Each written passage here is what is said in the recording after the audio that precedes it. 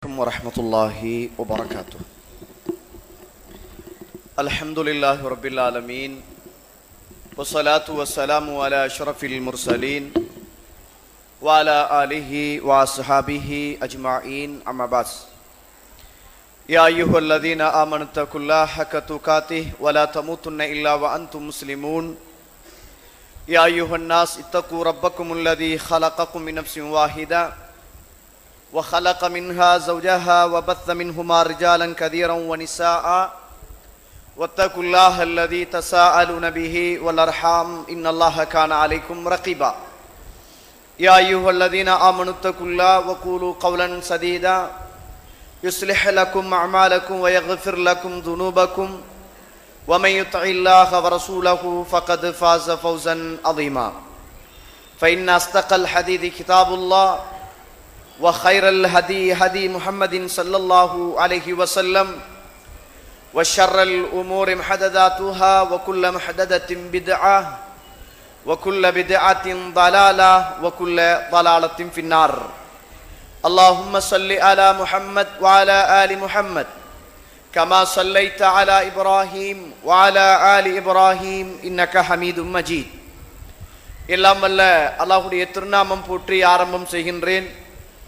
சலாத்தும் சலாமும் இறை தூதர் இறுதி தூதர் முஹம்மது ரசூலுல்லாஹ் ஸல்லல்லாஹு அலைஹி வஸல்லம் அவர்கள் மீதும் அவருடைய வாழ்க்கை வழிமுறைகளை இந்த உலகத்திலே பின்பற்றி வாழ்ந்த உத்தம சஹாபாக்கள், தொடர்ந்தவர்கள், துயர்ந்தவர்கள், இன்ஷா அல்லாஹ் கியாமத்துடைய நாள் வருகின்ற வரைக்கும் தூய்மையான இஸ்லாத்திலே வாழ்ந்து தூய்மையோடு மரணிக்க வேண்டும் என்ற நல்ல உள்ளங்கள் கொண்ட ஆண்கள், பெண்கள், வாலிபர்கள், வயோதிபர்கள், குறிப்பாக என்னையும் உங்களையும் ஈண்டெடுத்து எனக்கும் உங்களுக்கும் அறிவையும் அன்பையும் நேசத்தையும் பாசத்தையும் ஊட்டி வளர்த்து விட்டு இப்போது என்னையும் உங்களையும் விட்டு மறைந்து மண்ணறைகளிலே வாழ்ந்து கொண்டிருக்கின்ற என்றைக்குமே மறக்க முடியாத என்னையும் உங்களையும் பெற்றெடுத்த தாயும் தந்தையும், இந்த மண்ணுக்கு மேலே வாழ்ந்து கொண்டிருக்கின்ற என்னையும் உங்களையும் பெற்றெடுத்த தாயும் தந்தையும் மீதும் அல்லாஹுடைய அருளும் அன்பும் பாவ மன்னிப்பும் நரகத்தின் விடுதலையும் என்றென்றும் உண்டாக வேண்டும் என்ற இனிய பிரார்த்தனையோடு ஆரம்பம் செய்கின்றேன். எந்த ஒரு உயர்ந்த நோக்கத்துக்காக வேண்டி பித்அத்துக்கள் இல்லாத, ஷிர்க்குகள் இல்லாத தூய்மையான ஒரு மஸ்ஜிதில் நானும் நீங்களும் ஒன்று கூடினோமோ, அல்லாஹு ரப்புல் ஆலமீன் என்னுடைய உங்களுடைய மரணத்தின் பின்னர் நாள மறுமையிலே உயர்வான நபிமார்களோடும் சுஹதாக்களோடும் குறிப்பாக நபி முஹம்மத் ரசூலுல்லாஹ் ஸல்லல்லாஹு அலைஹி வஸல்லம் அவர்களோடும் ஒன்றாக சுவர்க்கத்தில் ஒன்று கூடுகின்ற அந்த உயர்ந்த பாக்கியத்தை வல்லவன் ரஹ்மான் எனக்கும் உங்களுக்கும், என்னை பெற்ற உங்களை பெற்ற தாய் தந்தை எல்லோருக்கும் அல்லாஹு தாலா தந்தரல வேண்டும் என்ற இனிய பிரார்த்தனையோடு, கண்ணியத்துக்குரிய இஸ்லாமிய உறவுகளே, அல்லாஹுடைய நல்லடியார்களே, அல்லாஹு ரப்புல் ஆலமீன் இந்த உலகத்திலே ஒரு மனிதனை சிறப்பிக்கிறான் என்றால், இந்த உலகத்தில் ஒரு மனிதனை அல்லாஹு தாலா கண்ணியப்படுத்துகிறான் என்றால், பொருளாதாரத்தை கொடுத்துத்தான் இந்த உலகத்தில் கண்ணியப்படுத்துகிறான் என்பது அடையாளம் அல்ல. அப்படித்தான் இந்த உலகத்தில் அல்லாஹு தாலா ஒரு மனிதனை பொருளாதாரத்தை கொடுத்துத்தான் கண்ணியப்படுத்துகிறான் என்றால், இன்றைக்கு இந்தியாவிலே உள்ள அம்பானி அவருக்கு இஸ்லாம் கிடைத்திருக்கும். பல்லாயிரக்கணக்கான கோடி, பில்லியன், ட்ரில்லியன் கணக்கான பணங்களை சர்வ சாதாரணமாக இன்றைக்கு அவருடைய மகனுடைய திருமணத்துக்காக வேண்டி கொட்டி தீக்குகிறார்.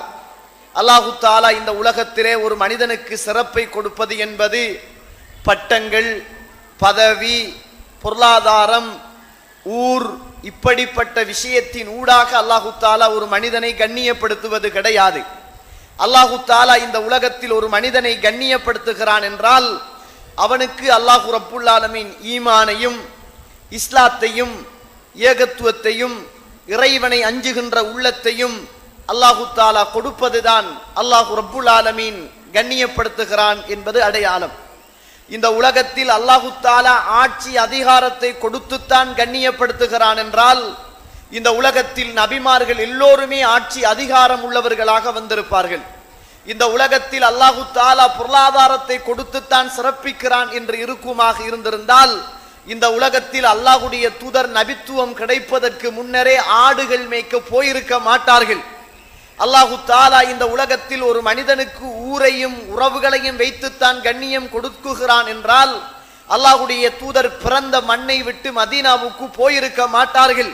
அல்லாஹு தாலா ஒரு மனிதனை கண்ணியப்படுத்துவது என்பது அவனுக்கு கொடுக்குகிற ஈமானும் அந்த ஈமானிலே உள்ள தாகத்தையும் வைத்துத்தான் அல்லாஹு தாலா அவனை கண்ணியப்படுத்துகிறான் என்பதை நானும் நீங்களும் மறந்துவிடக் கூடாது. ஒரு செய்தியை சொல்லிவிட்டு இந்த தலைப்புக்குள் வரலாம் என்று நான் நினைக்கிறேன். கண்ணியத்திற்குரிய இஸ்லாமிய உறவுகளே, இந்த உலகத்தில் ஈமான் என்பது நாம் ஏற்றுக்குகின்ற ஆமந்து பில்லா வ மலாயிகா வ குதுபிஹி வ ருசுலிஹி என்று ஈமான் கொண்டிருக்கிறோமே, இந்த ஈமான் என்பது இது சர்வசாதாரணமான ஒன்றல்ல. இந்த ஈமானை இந்த உலகத்தில் படிப்பிப்பதற்காகத்தான் பல லட்சக்கணக்கான நபிமார்களை இந்த உலகத்திலே அல்லாஹு தஆலா அனுப்பினான். இந்த ஈமானுடைய தாக்கத்தையும் இந்த ஈமானுடைய விஷயத்தையும் மக்கள் மனதிலே பதிய வைப்பதற்காகத்தான் இந்த உலகத்திலே யுத்தங்களே நடைபெற்றது. இந்த யுத்தத்தில் இந்த உலகத்தில் அனுப்பப்பட்ட வேதங்கள் எல்லாமே இந்த ஈமானை படித்து கொடுப்பதற்காகத்தான். அப்படிப்பட்ட ஒன்றுதான் இந்த உயர்வான ஈமான் என்பது. இந்த ஈமான் சர்வ சாதாரணமாக உள்ளத்துல வராது. நம்ம ஈமானை என்ன நினைக்கிறோம் என்றால், நேரம் கிடைச்சா தொழுகிறது, நேரம் கிடைச்சா நோன்பு நோட்கிறது, சும்மா இருந்தா பயான் கேட்கிறது, அப்படி இல்லாட்டி பீச்சில் போய் கதைச்சுக்கிட்டு இருக்கிறது, அல்லது இப்படியான ஒரு சில விஷயங்களைத்தான் நாம் ஈமான் என்று நினைக்கிறோம். இதற்கும் ஈமானுக்கும் சம்பந்தமே கிடையாது. இப்ராஹிம் அலைஹிஸ்ஸலாத்து வஸ்ஸலாம் அவர்களை அல்லாஹு தஆலா அல் குர்ஆனில் இப்படி சொல்கிறான். சூரத்துல் பக்கரா 2வது அத்தியாயத்தின் 260வது வசனத்திலே இப்ராஹிம் அலைஹிஸ்ஸலாத்து வஸ்ஸலாம் அவர்கள் அல்லாஹ்விடத்தில் ஒரு செய்தியை கேட்கிறார்கள். எவ்வளவு அழகான ஒரு வரலாறு! அல்லாஹ் ஈமானை எப்படி படிச்சு கொடுக்கிறான். இது நமக்கு ஒரு சின்ன பிள்ளைத்தனம் மாதிரி சில நேரம் தெரியலாம், இந்த ஈமானை ரசிக்காத மனிதர்களுடைய உள்ளத்துக்கு. ஆனா இந்த ஈமானை ரசிக்குகின்ற மனிதனுக்கு இது எவ்வளவு பெரிய வரலாறு என்று பாருங்க. இப்ராஹிம் அலைஹிஸ்ஸலாம் அல்லாஹ் கிட்ட கேட்கிறாரு, அரினி கைஃப யுஹ்யில் மௌதா, யா அல்லாஹ் எனக்கு நீ காட்டோனும் எப்படி மரணித்த மனிதர்களை உயிர்ப்பிக்கிறாய் அப்படி என்று காட்டணும். இது அல்லாஹ்வோடு சம்பந்தப்பட்டது, இது இறைவன் எழுப்புகின்ற விடயத்தோடு சம்பந்தப்பட்டது, இது ஈமானோடு சம்பந்தப்பட்டது. இந்த உலகத்தில் ஒரு மனிதன் நோன்பு பிடிக்கிறான், தொழுகிறான், ஹஜ் செய்கிறான், வணக்க வழிபாடுகளில் ஈடுபடுகிறான், அல்லாஹ்வை ஏற்றுக்கொள்கிறான். ஆனா நான் மௌத்தாகினதற்கு பிறகு மண்ணோடு மண்ணாகி போய்விடுவேன் என்று நம்புவானாக இருந்தால் அவன் ஒரு முஸ்லிமாக இருக்க முடியாது, அவன் முர்த்தத்தாகி விடுவான். இப்ராஹிம் அலைஹிஸ்ஸலாம் அல்லாஹ் கிட்ட இப்ராஹிம் அலைஹிஸ்ஸலாம் கேட்கணுமா அல்லாஹ் கிட்ட? ஏன் இப்ராஹிம் அலைஹிஸ்ஸலாம் எவ்வளவு பெரிய ஈமான்தாரி! அவருதானே ஏகத்துவத்துக்கும் ஷிர்க்குக்கும் எதிராக போராடிய மிகப்பெரிய ஒரு போராளி. அவர்தானே இந்த உலகத்தில் உள்ள சிலைகளை எல்லாம் உடைத்தறிந்தவர். அப்படிப்பட்ட இப்ராஹிம் அலைஹிஸ்ஸலாம் அல்லாஹ் கிட்ட கேட்கிறாரு, மரணித்து போன மனிதர்களை எப்படி உயிர்ப்பிக்கிறாய் அப்படின்னு கேட்கிறாரு. அப்ப அல்லாஹ் தஆலா இப்ராஹிம் அலைஹிஸ்ஸலாத்திட்ட கேட்கிறான், அவலம் துமின், நீங்க இன்னும் ஈமான் கொள்ளலையா? நீங்க நம்பலையா? நான் எப்படி மரணித்த மக்களை உயிர்ப்பிக்கிறேன் என்பதை நீங்கள் இன்னும் நம்பவில்லையா? அப்படி என்று அல்லாஹ் தஆலா கேட்கிறான். அப்ப இப்ராஹிம் அலைஹிஸ்ஸலாம் சொல்றாரு, அப்படியெல்லாம் இல்லையா அல்லாஹ், நான் நம்பாமல்லாம் இல்ல, நீ உயிர்ப்பிப்பாய் என்று எனக்கு தெரியும், நம்பிக்கை இருக்கிறது. என்றாலும் என்ற உள்ளம் கொஞ்சம் அமைதி பெறுவதற்காக கேட்கிறேன், என்ற உள்ளம் அமைதி பெறுவதற்காக கேட்கிறேன். யா அல்லாஹ், உன்னில் நம்பிக்கை இல்லாமல் நான் கேட்கவில்லை, என்னுடைய உள்ளத்துக்கு ஒரு ஆறுதலுக்காக, என்னுடைய உள்ளம் ஒரு அமைதி பெறுவதற்காக ரப்பே இதை கேட்கிறேன் என்று சொன்ன போது ஈமானை அல்லாஹ் ரப்புல் ஆலமீன் பலமான ஈமானாக, உறுதியான ஈமானாக, அவர் கொண்ட கொள்கையில் உறுதியான மனிதராக மாறுவதற்காக அல்லாஹ் ரப்புல் ஆலமீன் ஒரு வரலாற்று செய்தியை செய்யுமாறு சொல்கிறான். என்ன அப்படி என்று கேட்டால், இப்ராஹிமே நீங்க 4 பறவைகளை எடுக்க வேண்டும். அல்லாஹ் ஈமான படிச்சு கொடுக்கிற விஷயத்தை பாருங்க. நீங்கள் 4 பறவைகளை நீங்கள் வளர்க்க வேண்டும். அந்த 4 பறவைகளும் வேறு வேறு பறவைகள், வேறு வேறு பறவைகள். அதை நீங்க வளர்க்கணும், அதுக்கு தண்ணி கொடுக்கணும், அதுக்கு உணவு கொடுக்கணும், அதுக்கு இரக்கம் காட்டணும், அதை நீங்க வச்சு வளர்த்தெடுக்கணும். நீங்க சும்மா யோசிங்க, அல்லாஹு தஆலா இப்ராஹிம் அலைஹிஸ்ஸலாத்துக்கு இந்த உலகத்தில் பல சிறப்புகளை கொடுத்தான். அதுல அல்லாஹு தஆலா அவரையே இந்த உலகத்தில் ஒரு முன்மாதிரியாகவும் ஆக்கினான். அதைத்தான் ரசூலுல்லாஹ் ஸல்லல்லாஹு அலைஹி அவர்கள் முன்மாதிரியாகவும் எடுத்தார். ரசூலுல்லாஹ் சொன்னாங்களே, நான் மிஅராஜுக்கு போனேன், இப்ராஹிம் அலைஹிஸ்ஸலாத்து வஸ்ஸலாம் காயிமுன் யுஸல்லி, அவர் தொழுது கொண்டே நின்றார். நான் மிஅராஜில தொழுக கடமை இல்லையே, அங்க இப்ராஹிம் அலைஹிஸ்ஸலாம் தொழுது கொண்டே இருந்தார். அங்க இப்ராஹிம் அலைஹிஸ்ஸலாம் தொழுது கொண்டிருக்கிறார். ரசூலுல்லாஹ்வுடைய காலத்துல, ரசூலுல்லாஹ் மிஅராஜ் போன நேரத்துல, இப்ராஹிம் அலைஹிஸ்ஸலாம் மௌத்தாகி பல வருஷத்துக்கு பின்னால மிஅராஜுக்கு நான் போன போது இப்ராஹிம் அலைஹிஸ்ஸலாம் நின்று தொழுது கொண்டு இருந்தார். இப்ப அவர் அங்க நின்று தொழுது கொண்டிருந்த போது ரசூலுல்லாஹ் அதை பார்க்கிறார்கள். இப்ப ரசூலுல்லாஹ்வுக்கு அல்லாஹ் ரப்புல் ஆலமீன் இப்ராஹிம் அலைஹிஸ்ஸலாம் நீங்கள் மிஅராஜுக்கு போன போது அவர் நின்று தொழுது கொண்டிருந்தார். இந்த உலகத்தில் எந்த மனிதன் எல்லாம் நின்று தொழுது கொண்டிருக்கிறானோ அவன் அத்துணை பேரும் அவன் தொழுகையை முடிக்கிற போது அன்று நின்று கொண்டு தொழுது கொண்டிருந்த மனிதனுடைய பெயரை இந்த மனிதன் ஞாபகப்படுத்தாமல் தொழுகையை முடிக்க கூடாது. அதனாலதான் நம்ம அல்லாஹும்ம ஸல்லி அலா முஹம்மத் வ அலா ஆலி முஹம்மத் கமா ஸல்லைத அலா இப்ராஹிம் வ அலா ஆலி இப்ராஹிம் இன்னக ஹமீதும் மஜீத். அவர் அன்று அங்கு நின்று கொண்டு தொழுது கொண்டிருந்தார். இந்த உலகம் அழிகிற வரைக்கும் எந்த மனிதன் தொழுது கொண்டிருக்கிறானோ அவனுடைய தொழுகையில் அந்த மாமனிதனுடைய பெயர் இந்த உலகத்தில் ஞாபகப்படுத்த வேண்டும். அவ்வளவு உயர்வானவர், அவ்வளவு மதிப்புள்ளவர். அவர் தான் கேட்கிறாரு, நீ எப்படி உயிர்ப்பிக்கிறாய் என்ற ஈமானை பற்றி கேட்கிறாரு. அல்லாஹ்ட கேள்வி, நீங்க நம்பலையா அப்படின்னு கேட்கிறான். நம்பித்தான் இருக்கிறேன் என்ற உள்ளம் அமைதி பெற வேண்டுமே, அதுக்கு கேட்கிறேன் அப்படின்றாரு. ஓ அப்படியா, அதற்கு 4 பறவைகளை எடுத்து வளர்க்க வேண்டும். நீங்க யோசிங்க, இப்ராஹிம் அலைஹிஸ்ஸலாத்து வஸ்ஸலாம் அவர்களுக்கு பிள்ளை இல்லை, அவருக்கு கடைசி காலத்துல தான் பிள்ளை கிடைக்குது, வயசு போன நேரத்துல தான் பிள்ளை கிடைக்குது. இந்த பிள்ளை இல்லாத மனிதருக்கு இந்த பிராணியை வளர்த்தா அந்த பிள்ளை பாசம் எல்லாமே பிராணியில தான் இருக்கும். அப்படிதானே? நம்மட வீட்டுல ஒரு பிள்ளை இல்லாட்டி ஒரு பூனையை வளர்க்கிறான் மனுஷன். இன்னைக்கு பாருங்க, பூனை வளர்க்கிறது ஒரு கலாச்சாரம் ஆயிட்டு, ஒரு கலாச்சாரம். பூனை வளர்க்க கூடாதுன்னு நான் பேசல, விளங்கிச்சானே? அதுக்கு கொடுக்கிற முக்கியத்துவம் சுபஹானல்லாஹ். அதை பெட்ரூம்ல கொண்டு போடுறான், வைஃபுக்கு பக்கத்துல வச்சிருக்கிறான், அதுக்கு வேறையா மறந்தெடுக்கிறான், அதுக்கு வேற சாப்பாடு கொடுக்கிறான், அதை கவனிக்கிறதும் குளிப்பாட்டுறதும், அதுக்கு வேற டவலும், அதை லட்சக்கணக்கில் கொடுத்து வாங்குறதும், அப்படி பெரிய கூத்து நடக்குது இன்றைக்கு. அதுதான் பெருசா இன்றைக்கு பிசினஸா மாறிக்கிட்டு போற ஒரு விஷயம். அதோட எவ்வளவு இறக்கம் காட்டுறான். அதை ஹோட்டலுக்கு வரக்குள்ள தூக்கிட்டு வாரான், பெட்டில வச்சு போட்டோ பிடிக்கிறான், வாட்ஸ்அப்ல போடுறான், ஸ்டேட்டஸ்ல போடுறான், எங்களது பூல் பூனன்னு சொல்றான், உங்களது மொட்டை பூனன்னு சொல்றான். இப்படி ஒரு கலாச்சாரம் இன்னைக்கு உருவாகி பூனையை வைத்து பெருமை அடிக்குகின்ற அளவுக்கு இன்னைக்கு வந்துட்டு எங்களோட சமூகம் அப்படிதான் மாறி போயிட்டு இருக்குது. அப்ப பூனையோடு அவ்வளவு இரக்கம், பூனையோடு அவ்வளவு பாசம். இப்ராஹிம் அலைஹிஸ்ஸலாம் பிள்ளை இல்லாத நேரம் அந்த பறவை நாளையும் வளர்க்கிற போது அந்த பறவையில் எவ்வளவு பாசமாக இருந்திருக்கும், எவ்வளவு ஆசையாக இருந்திருக்கும். அந்த 4 பறவையையும் வளர்த்து அந்த 4 பறவை ஒரு நிலைமையை அடையுது.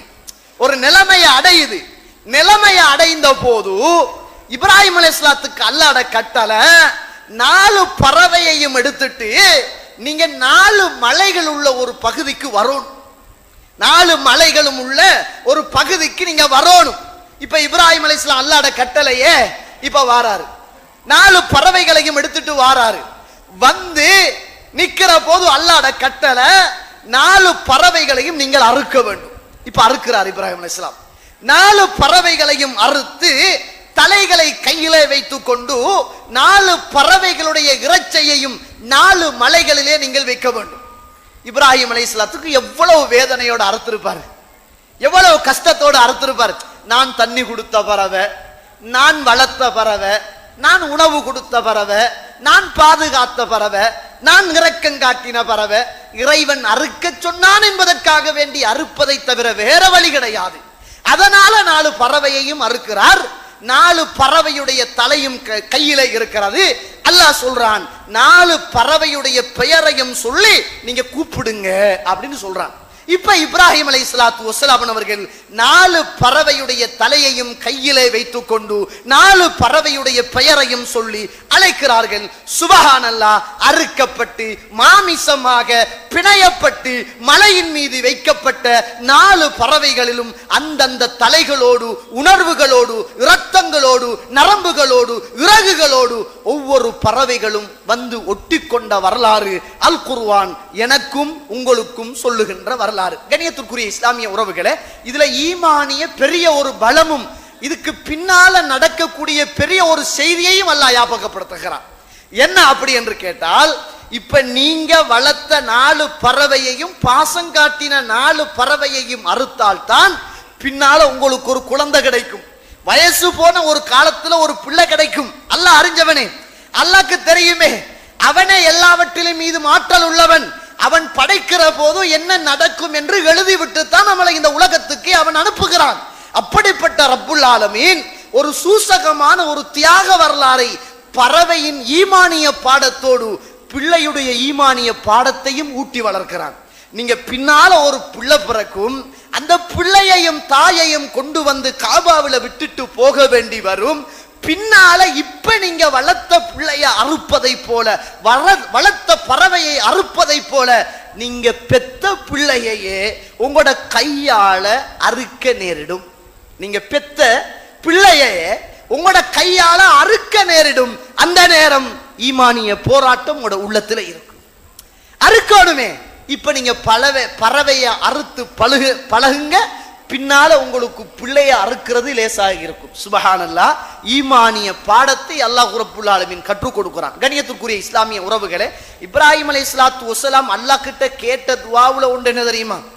ரப்பி ஹப்லி மினஸ் சாலிஹீன். யா அல்லாஹ், எனக்கு பிள்ளைய தரணும், அந்த பிள்ளை சாலிஹான பிள்ளையாக இருக்கணும். இதுல பெரிய ஒரு தத்துவம் இருக்கிறது. நம்ம நிறைய பேர் அப்படி கேட்கறல. யா அல்லாஹ், நீ பிள்ளைய தரணும், அவன் ஸ்காலர்ஷிப் எக்ஸாம்ல பாஸ் ஆகணும். நீ பிள்ளைய தரணும், அவன் தான் கல்முனையில பெரிய மேயர் ஆகணும். நீ பிள்ளைய தரணும், அவன் டீச்சர் ஆகணும். நீ பிள்ளைய தரணும், அவன் இன்ஜினியர் ஆகணும். இப்ராஹிம் அலைஹிஸ்ஸலாம் கேட்டது, எனக்கு ஒரு பிள்ளையை தர வேண்டும், அந்த பிள்ளை சாலிஹான பிள்ளையாக இருக்க வேண்டும். ஏனென்றா அவர் ஏற்கனவே இந்த ஈமானுக்காக நிறைய தியாகங்கள் செய்து நிறைய கஷ்டப்பட்டு ஈமான கட்டி கட்டி கட்டி கட்டி வளர்த்து வச்சிருக்கிறாரு. ஈமானை ஒரு கட்டிடம் போல ஆக்கி வச்சிருக்கிறாரு. நான் கட்டி காத்த ஈமானை இடையில் உடைத்து விடுகின்ற பிள்ளையாக இருந்து விடக்கூடாது. நான் கட்டி காத்த ஈமானை இடையில் உடைத்து விடுகின்ற பிள்ளையாக இருந்து விடக்கூடாது. என்னோடு சேர்ந்து நான் கட்டி காத்த ஈமானை கட்டி காக்குகிற பிள்ளையாக வர வேண்டுமே தவிர அந்த ஈமானை வெட்டி விடுகின்ற பிள்ளையாக வந்துவிடக் கூடாது என்று கேட்டார். நான் சும்மா கேட்கிறேன், மனச்சாட்சியோடு சொல்லுங்கள். இந்த இடத்துல இருக்கிற அத்துணை வாப்பாமார்களையும் அழைத்து கேட்கிறேன், உம்மாமார்கள் அத்துணை பேரையும் அழைத்து கேட்கிறேன், உங்களுக்கெல்லாம் ஆம்பளை பிள்ளைகள் இல்லையா? அல்லாஹ் தரலையா? வயசு வந்த பிள்ளைகள் இல்லையா? வாழ்ந்த பிள்ளைகள் இல்லையா? பருவம் அடைந்த பிள்ளைகள் இல்லையா? இன்றைக்கு நம்ம பள்ளியோட இருக்கிறோம், நம்ம தாடி சூரத்தோடு இருக்கிறோம், நம்ம 5 நேரமும் தொழுகிறோம், நாம் ஜும்மாவுக்கு நேரத்தோடு வருகிறோம், நம்ம பொருளாதாரத்தை எப்படியாவது சேர்த்து அவனை ஒரு பணக்காரனாக மாற்ற வேண்டும் என்று துடிக்கிறோம். அவன்கிட்ட அல்லாஹ்வை பத்தி அறிவில்லை, ஈமானை பத்தி அறிவில்லை, இஸ்லாத்தை பத்தி அறிவில்லை. நம்ம தான் காசு கொடுத்து ஸ்மார்ட் போன் வாங்கி கொடுத்தோம். கெட்டதை பார்க்கிறான், கெட்டதை அனுப்புறான், பீச்சில் நிற்கிறான், தேவையில்லாத பழக்க வழக்குகளுக்கு ஆளாகி இருக்கிறான். இன்றைக்கு அவனுக்கு மரியாதை தெரியல, மார்க்கம் தெரியல, குர்ஆன் தெரியல. இத்துணைக்கும் வாப்பா பெரிய தாயி, வாப்பா பெரிய அல்லாமா, வாப்பா மற்றவங்களுக்கு பேசினா அப்படி பேசுவாரு, வாப்பாக்கு மார்க்கம் அத்தப்படி, மற்ற பிள்ளைகளுக்கு வாப்பா திட்டுவாரு, தண்ட பிள்ளைய மறந்துடுறாரு. தண்ட பிள்ளைகிட்ட ஈமானிய பலகீனம் இன்னும் சரியான முறையில் அது சீர் செய்ய முடியாமல் துடிக்கிறாரு. ஆனா உலக விஷயத்துல மாஷா அல்லாஹ் வாப்பா கேட்ட துஆ அப்படி நிக்குது. மார்க்க விஷயத்துல இன்னும் புள்ள ஜீரோவுல நிக்கிறான்.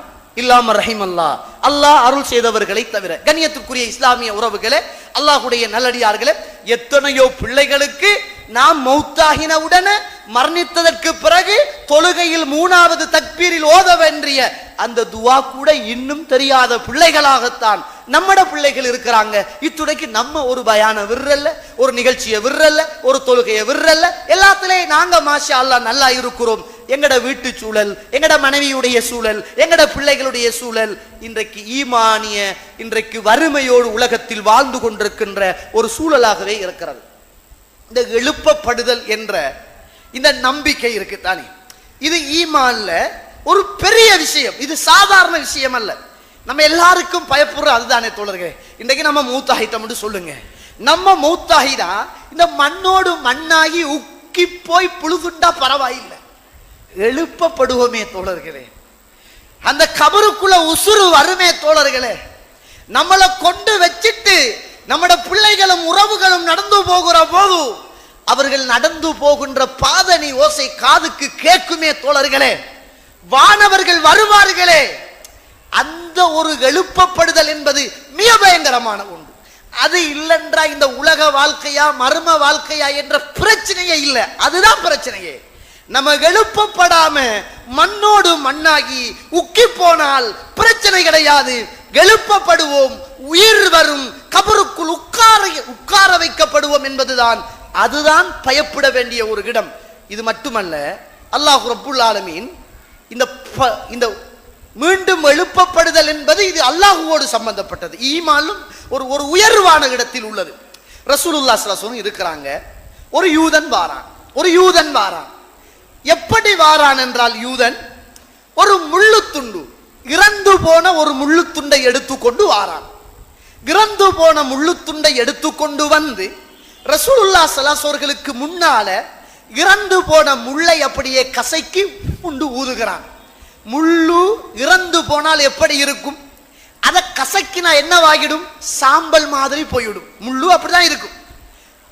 எரிக்கப்பட்ட முள்ளை எடுத்து இப்படியே கசக்கி ஊதி விட்டு ரசூலுல்லாஹ்ட்ட கேட்கிறான், யா ரசூலுல்லாஹ் முஹம்மதே ஸல்லல்லாஹு அலைஹி வஸல்லம், அல்லாஹ் ரப்புல் ஆலமீன் இந்த உக்கி போன முள்ளு துண்டிலிருந்து மீண்டும் மனிதனை அல்லாஹ் எழுப்புவானா? மீண்டும் மனிதனை அல்லாஹு தஆலா எழுப்புவானா? இது அல்லாஹ்வோடு சம்பந்தப்பட்டது. ரசூலுல்லாஹ்வுக்கு விஞ்ஞானம் தெரியாது. முள்ளுல இருந்து மனுஷன் வாரானா அல்லது மனுஷன்ல இருந்து முள்ளு வருகுதா, இது ரசூலுல்லாஹ்வுக்கு தெரியாத ஒன்று. அவர் உம்மி நபி. அவருக்கு இந்த சயின்ஸ், இந்த அறிவுகள் எல்லாம் கிடையாது. அல்லாஹு தஆலா எதை படித்து கொடுக்கிறானோ அது மாத்திரமே தெரியும். இது இறைவனோடு, இறைவனுடைய படைப்போடு, எழுப்புதலோடு, கபரோடு, மறுமையோடு சம்பந்தப்பட்ட ஒரு விடயம் என்பதனால் அல்லாஹ் ரப்புல் ஆலமீன் இதற்கு பதில் சொல்லுகிறார். வதரப லனா மஸலன் வனசிய ஹல்கா. சூரத்துல் யாசினில 79 80வது வசனத்தில் அல்லாஹ் ரப்புல் ஆலமீன் சொல்லுகிற போது, வதரப லனா மஸலன் வனசிய ஹல்கா. மனிதன் நமக்கு உதாரணம் காட்டி இந்த முள்ளு துண்டிலிருந்து மீண்டும் மனிதன் எழுப்பப்படுவானா என்று கேட்கிறான். குல், நபியே சொல்லுங்கள், யுஹீ அல்லதி அன்ஷாஹா அவ்வல மர்ரா. இந்த முள்ளு துண்டை எவன் ஆரம்பமாக படைத்தானோ அவனே மீண்டும் இறந்து போன இந்த முள்ளு துண்டிலிருந்து அவன் எழுப்புவான் என்ற செய்தியை சொல்லுங்கள். சுபஹானல்லாஹ். இன்றைக்கு நம்ம சூரத்துல் யாசீனை வச்சிருக்கிறது கத்தம் மோத 3 அங்கத்தம், 7 அங்கத்தம், 40 அங்கத்தம், இருட்டு கத்தம், ஆண்டு கத்தம், ஆவணி கத்தம், இதுக்கு தான் நம்ம வச்சிருக்கிறது. அல்லாஹ் அந்த சூறாவுல சொல்லுகிற போது மீண்டும் இறந்து போன உக்கி போன முள்ளு துண்டிலிருந்து அல்லாஹ் ரப்புல் ஆலமீன் அந்த மனிதனை எழுப்புவான் என்ற செய்தியை நீங்கள் சொல்லுங்கள் என்று அல்லாஹு தஆலா அல் குர்ஆனிலே சொல்லித் தருவதை பார்க்கிறோம். கண்ணியத்துக்குரிய இஸ்லாமிய உறவுகளே, நம்ம ஏன் ஈமான படிக்கணும்? ஏன் ஈமானிய பலத்தோடு இருக்கணும்? ஏன் ஈமானிய பலவீனத்தை அறிந்து கொள்ளணும்? ஏன் ஈமானிய பலவீனத்தை சரி செய்யணும்? என்ன காரணம்? நாங்கள்லாம் கபூர்ல கொண்டு போய் வைக்கப்பட்டதற்கு பிறகு நாங்கள் எழுப்பப்படுவோம். அங்கு கேள்விகள் கேட்கப்படும். அந்த கேள்விகளுக்கு சரியான பதில் அளிக்கப்படுமாக இருந்தால் அதற்கு பின்னால் வருகின்ற எல்லா விசாரணைகளும் வெற்றியான விசாரணைகளாக இருக்கும். இல்லையேல் படுதோல்வியான ஒரு விசாரணையாக இருக்கும் என்ற பயத்துக்காக ஈமானிய பலத்தோடும் பலவீனத்தை அறிந்து கொண்டு பலமாக்குகின்ற பணியில் நானும் நீங்களும் இறங்க வேண்டிய கடமையும் கடைப்பாடும் இருக்கிறது. கண்ணியத்திற்குரிய இஸ்லாமிய உறவுகளே, அல்லாஹ்வுடைய நல்லடியார்களே, நமக்கு ஈமானிய பலத்தை நம்ம எப்படி அடையாளம் கண்டுகொள்றது? இன்றைக்கு எல்லாருமே உடல் ரீதியான நோய்களுக்கு நிறையவே பிரயத்தனத்தை எடுத்துக்கொள்கிறோம். ஒரு மனுஷனுக்கு சுகர் வந்துட்டும்னு சொன்னா ஓடாதவன் கூட காலையில ஓட ஆரம்பிக்கிறான், நடக்காதவன் கூட நடக்க ஆரம்பிக்கிறான். கண்ட நின்ற உணவுகளை எல்லாம் திண்டு வாழ்ந்தவன் கட்டுப்பாடோடு வாழ ஆரம்பிக்கிறான். என்ன மெலிஞ்சிருக்கீங்கன்னு கேட்டா இப்படி யாரும் கேட்க கூடாது தானே, சும்மா மனசுல அந்த நோய் வந்து போகுதானே. இன்னைக்கு சும்மா மெலிஞ்சாலும் கேட்கிறாங்க, கொளுத்தாலும் கேட்கிறாங்க, ஆளால் பேசிக்கொள்றாங்க. இது தேவையில்லாத கேள்விதான், அது வேற பிரச்சனை. நோயாளியாக இருக்கிறவனை பார்த்து என்ன சுகரா மெலிஞ்சிருக்கீங்கன்னா அவனுக்கு சும்மாவே கற்பனை வந்து ஐயோ நம்ம உரமா மெலிஞ்சிட்டோமான்னு முன்னாலையும் பின்னாலையும் கண்ணாடியை சுத்தி சுத்தி பார்க்கிறான். அது தேவையில்லாத கேள்விதான். ஆனால் உடல் ரீதியான ஏதாவது ஒரு பாதிப்பு வந்தால் தொடராக மருந்தெடுக்கிறோம், வைத்தியரை நாடுகிறோம், அதை கட்டுப்படுத்துவதற்கான முயற்சிகள் செய்கிறோம், ஜிம்முக்கு போகிறோம், பீச்சுக்கு போகிறோம், ஓட ஆரம்பிக்கிறோம், எக்ஸசைஸ் செய்ய ஆரம்பிக்கிறோம், மருந்துகளை எடுத்துக்கொள்கிறோம், மாத்திரைகளை எடுத்துக்கொள்கிறோம், எதுல சைட் எஃபெக்ட் இல்லாதது என்று யோசிக்கிறோம், எது நல்லது எது கெட்டது என்று மருந்த படிக்க ஆரம்பிக்கிறோம், கூகுள்ல தேடுறோம். இவ்வளவு பிரயத்தனம் இந்த உலகத்தில் எப்பயோ ஒரு நாள் இந்த உலகத்தில் இருக்கிற போது இந்த உடல் அழிந்து விடும் என்று 100% தெரிந்தும் அந்த உடலுக்காக இவ்வளவு பிரயத்தனம் எடுத்துக்கொள்கிறோம். எங்களோட உடம்பெல்லாம் அல்லாஹ் மீது ஆணையாக ஒரு நாள் இந்த மண்ணோடு மண்ணாகும், இந்த மண் தின்னும், இந்த மண்ணுக்கு சொந்தமாக மாறும். இந்த உலகத்தில் எங்களை யாரும் வைத்துக் கொண்டு பாராட்ட மாட்டார்கள், பாசம் காட்ட மாட்டார்கள். மறந்து விட்டால் சூட்டோடு சூடாக அந்த மண்ணறைக்கு நம்மளை கொண்டு போவார்கள். அப்படிப்பட்ட இந்த அற்ப உடம்புக்காக எவ்வளவோ பிரயத்தனம் எடுக்கிறோம், அப்படித்தானே? மண்ணோடு மண்ணாகி அழுகி புழுத்து போகின்ற உடம்புக்கு இவ்வளவு பிரயத்தனம். மண்ணுக்குள்ள வைத்தாலும் மங்காத ஈமானுக்காக, மண்ணுக்குள்ள வைத்தாலும் நம்மளை பாதுகாக்குகின்ற ஈமானுக்காக, மண்ணுக்குள் வைத்தாலும் நம்மளை சுவர்க்கத்துக்கு கொண்டு போய் சேர்க்கின்ற ஈமானுக்காக, மண்ணுக்குள் வைத்தாலும் வானவர்கள் வந்து கேட்குகின்ற கேள்விகளுக்கு சரியான பதிலை சொல்லுகின்ற ஈமானுக்காக நானும் நீங்களும் என்ன பிரயத்தனத்தை எடுத்துக்கொண்டோம் தோழர்களே, என்ன கஷ்டப்பட்டோம் தோழர்களே. உலகத்தில் உள்ள உடம்புக்காக எடுத்துக்கொள்ளுகின்ற பிரயத்தனங்களும் கஷ்டங்களும் உலகத்திலும் மறுமையிலும் என்னையும் உங்களையும் நரகத்திலிருந்து பாதுகாக்குகின்ற இந்த ஈமானியத்துக்காக நானும் நீங்களும் எடுத்துக்கொண்ட என்ன போராட்டம் இருக்கிறது சொல்லி பாருங்க, யோசித்து பாருங்க. 5 நேரம் என்னால் அப்படியே அச்சொட்டாக தொழ முடிகிறதா? 5 நேரமும் கொஞ்சம் கூட பிசகாமல் விலகாமல் நேர்த்தியாக ஒவ்வொரு நாளும் அல்லாஹ் அக்பர் அல்லாஹ் அக்பர் என்று அல்லாஹ் என்னை அழைக்கிற போது ஓடி வந்து முன் பின் சுன்னத்துக்களை தொழுது என்னுடைய ஈமானை பாதுகாத்துக் கொள்வதற்காக போராட்டத்தில் நானும் நீங்களும் இருக்கிறோமா தோழர்களே? என்னையும் உங்களையும் சேர்த்து கேட்கின்ற கேள்விகள். இல்லாம ரஹீம் அல்லாஹ், அல்லாஹ் அருள் செய்த ஒரு சிலரை தவிர இல்லை, நிறைய பேற்ற இல்ல தோழர்களே, நம்மிடத்தில் குறைவாகவே இருக்கிறது. அதே நேரம் உலகத்துக்கான போராட்டம். ஒவ்வொரு நாளும் மனிதன் காலையில் எழுந்து 6 மணிக்கு பசாருக்கு போனாத்தான் அவனுக்கு தேவையான பொருட்களை எடுத்து அவன் வியாபாரம் செய்யலாம் என்ற அந்த ஒரு திட்டம் இருக்கிற போது, 8 மணிக்கு கடை திறந்தால் தான் கஸ்டமர்களை தக்க வைத்துக் கொள்ளலாம் என்ற அந்த திட்டம் இருக்கிற போது அவன் நோயோடு இருந்தாலும் ஆரோக்கியத்தோடு இருந்தாலும் கஷ்டத்தோடு இருந்தாலும் தவண்டாவது போய் கடையை திறந்து வியாபாரத்தை செய்து வருகின்ற லாபத்துக்காக உலகத்தில் முயற்சி செய்கின்ற நானும் நீங்களும் ஏன் தோழர்களே, மௌத்துக்கு பின்னாலும் மௌத்துக்கு முன்னரும் இந்த உலகத்தில் என்னையும் உங்களையும் மறுமையில் என்னையும் உங்களையும் பாதுகாக்குகின்ற இந்த ஈமானுக்காக நானும் நீங்களும் ஏன் கொஞ்சம் முயற்சி செய்யக்கூடாது? ஏன் முயற்சி செய்யக்கூடாது? நம்ம என்ன முயற்சி செய்கிறோம்? நாங்க வீட்டுல தொழுகிறோம். அப்ப எதற்கு பள்ளிவாசல்? வீட்டுல தொழுதா எதற்கு பள்ளிவாசல்? யாருக்கு தொழுக கடமை இல்லை? ஒன்று தொழுகைக்கு வராத ஒரு ஆள் பைத்தியக்காரரா இருக்கும். நேரத்துக்கு அவர் தொழலண்டா ஈமானிய குளறுபடி என்றதற்கு அப்பால அவருக்கு இஸ்லாம் கொடுத்த சலுகை, நீ பைத்தியக்காரனாக இருந்தால் நீ தொழ தேவை இல்லை. அப்ப பைத்தியக்காரன் பள்ளிக்கு வரமாட்டான்.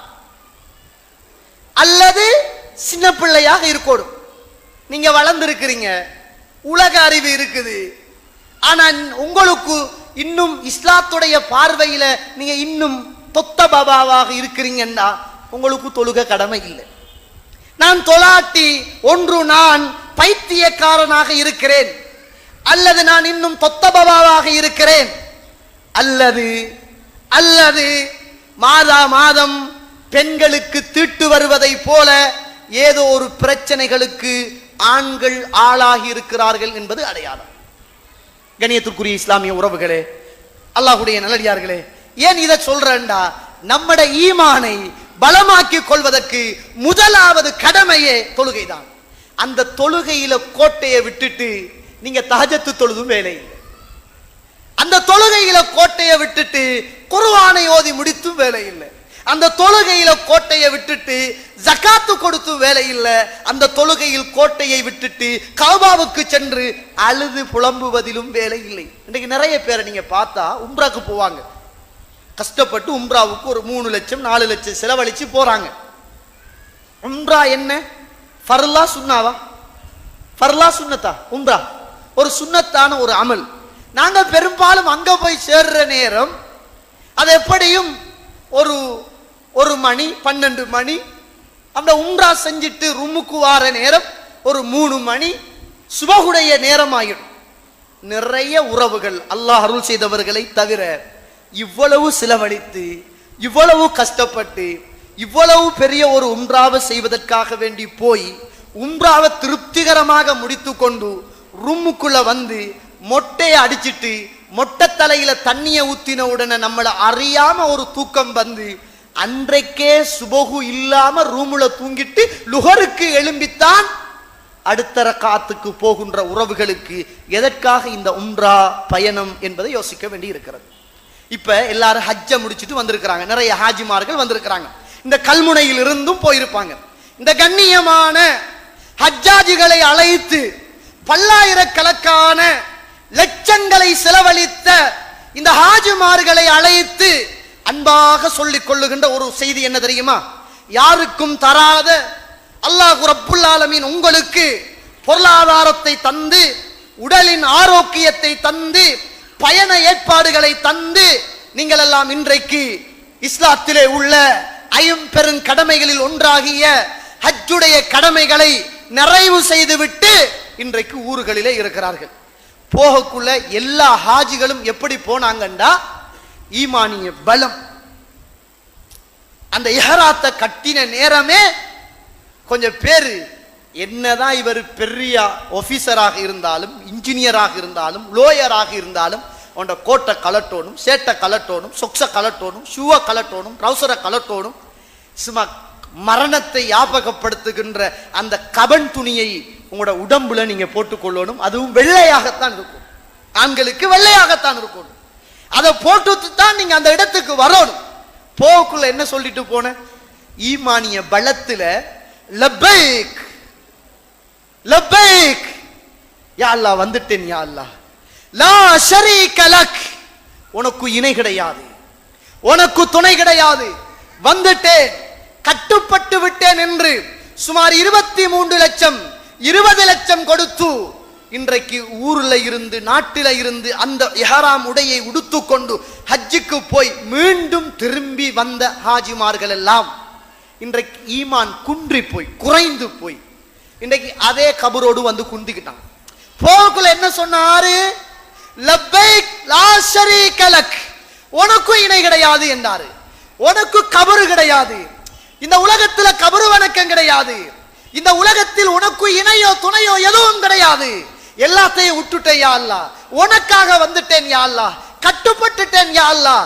எந்த உலகத்தில இருந்து எந்த ஊரில் இருந்து வந்தாலும் இந்த வார்த்தையை சொல்லிக்கொண்டு வந்த அத்துணை பேர்களும் முடித்தவுடன் ஊரோடு சேர்ந்து, ஊரு வளமைகளோடு சேர்ந்து, ஊரில் உள்ள கபறுகளோடு சேர்ந்து, ஊரில் உள்ள அனாச்சாரங்களோடு சேர்ந்து, ஊரில் உள்ள பித்அத்துகளோடு சேர்ந்து, ஊரில் உள்ள கந்தூரிகளோடு சேர்ந்து இன்றைக்கு 23 லட்சம் ரூபாயையும் இன்றைக்கு மண்ணோடு மண்ணாகி ஆக்கி முடிச்சு. இல்லா மர்ரஹிம் அல்லா, அல்லாஹ் அருள் செய்தவர்களை தவிர.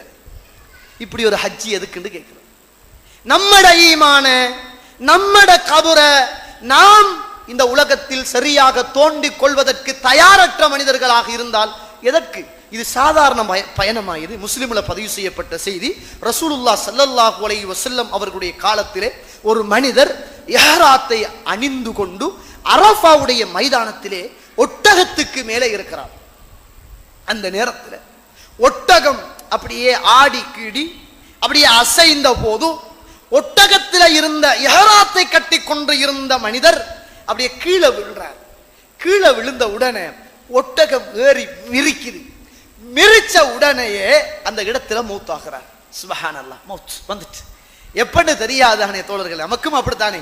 ஈமான் கூடின நிலைமையிலையா, குறைந்த நிலைமையிலையா, பலவீனமான நிலைமையிலையா, பாவமான காரியத்திலையா அல்லாஹ் பாதுகாக்கணும் தெரியாது. அவர் நினைத்திருக்க மாட்டார், மரணம் வந்து விட்டது. ரசூலுல்லாஹ்ட்ட வாராங்க, அல்லாஹ்வுடைய தூதரே என்ன யா ரசூலுல்லாஹ் செய்ய? இஹ்ராத்தை உடுத்திருந்தார், அரஃபாவுடைய மைதானத்தில் இருந்தார், விழுந்துட்டாங்களே யா ரசூலுல்லாஹ், மரணித்து விட்டாரே யா ரசூலுல்லாஹ், என்ன செய்ய யா ரசூலுல்லாஹ்னு கேட்டாங்க. ரசூலுல்லாஹி ஸல்லல்லாஹு அலைஹி வஸல்லம் சொன்னாங்க, இக்ஸிலூஹு பிமாஇன் வஸித்ரின், அவரை நீங்கள் தண்ணீரை கொண்டும் இளந்தம் இலையை கொண்டும் நீங்கள் அவரை குளிப்பாட்டுங்கள். கஃபினு ஃபி தௌபைன், அவர் மௌத்தாகி போன அந்த 2 உடுப்பிலும் அவரை நீங்கள் கபன் செய்யுங்கள். வலா துஹம்மிரு ரஅஸஹு, அவருடைய தலையை நீங்கள் மறைத்து போடாதங்க, அவருடைய தலையை மறைச்சிடாதங்க. வலா துஹன்னிதுஹு, அவருக்கு நீங்கள் மனம் பூசாதீர்கள். இஹ்ராத்தோடு இருக்கிற மனிதன் தலையை மறைக்க கூடாது. இஹ்ராத்தோடு இருக்கிற மனிதன் நியத்து வைத்ததற்கு பிறகு மனங்கள் பூசிக்கொள்ள கூடாது.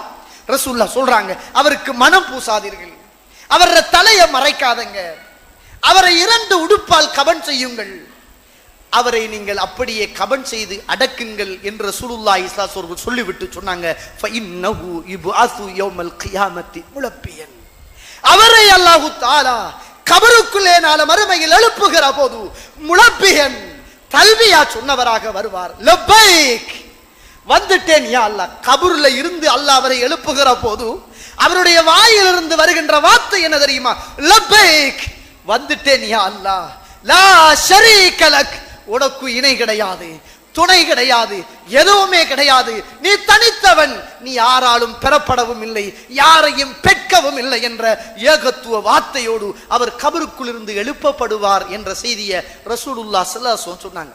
இன்றைக்கு நம்மளும் காலமெல்லாம் டிவி போட்டு கேமரா போட்டு என்ன கபன் செய்கிற முறையை காட்டுறோம் இந்த சமூகத்துக்கு. ஆனா என்ன செய்ய, நம்ம பள்ளிவாசல் ரீதியாக பிரிக்கப்பட்டிருக்கிறோம், ஜமாஅத்து ரீதியாக பிரிக்கப்பட்டிருக்கிறோம், இஸ்லாம் என்ற போர்வையில் பிரிக்கப்பட்டிருக்கிறோம். அல்லாஹ்வுடைய தூதர் சொன்ன கபன் துணி என்பது 3 துணிகள் தான்.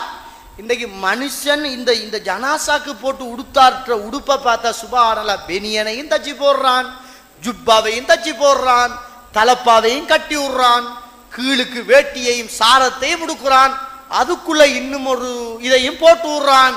என்னன்னு கேட்டா அதுதான் கபன் துணின்னு சொல்றான். ரசூலுல்லாவுக்கே பாடம் படிச்சு கொடுக்கிற அளவுக்கு இன்றைக்கு சமூகம் வந்துட்டு உண்டா? அப்ப நம்மட உள்ளத்துல எங்க ஈமானும் இஸ்லாமும் இருக்க போது யோசிச்சு பாருங்க. நம்ம ஹதீஸை வச்சு காட்டி, இத்தனாவது ஹதீஸ்ல இப்படித்தான் ரசூலுல்லாஹ் சொன்னாங்க செஞ்சாங்க என்று காட்டி இந்த சமூகத்துக்கு போதனை செய்கிற போது அது வஹாபி, இதுதான் சுன்னத்து அப்படி என்று ஒரு மனிதன் பேசுகிறானாக இருந்தால் அவன் உள்ளத்துல ஈமான் பலவீனப்பட்டு போயிருக்கிறது என்பது அடையாளம்.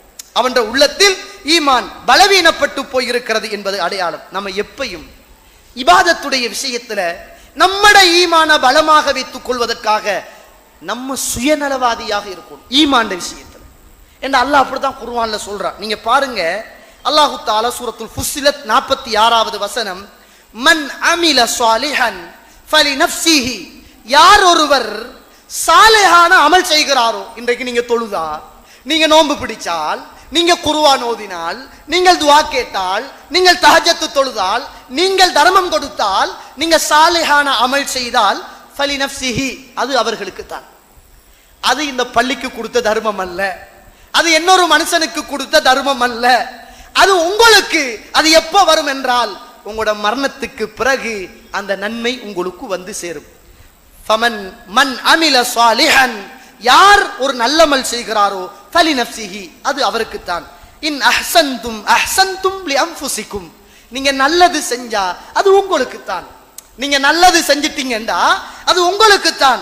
வமன் ஷக்கர, அல்லாஹ் தஆலா அல் குர்ஆன்ல 27வது அத்தியாயத்தின் 40வது வசனம், இந்த வசனத்தை கொஞ்சம் கேளுங்க. நன்மை, இத கேட்கிறது நன்மை, ஓதுறது நன்மை, ஒரு ஒரு ஒரு எழுத்துக்கு ஒரு நன்மை, ரசூல 10 நன்மை, ஒரு எழுத்துக்கு 10 நன்மை.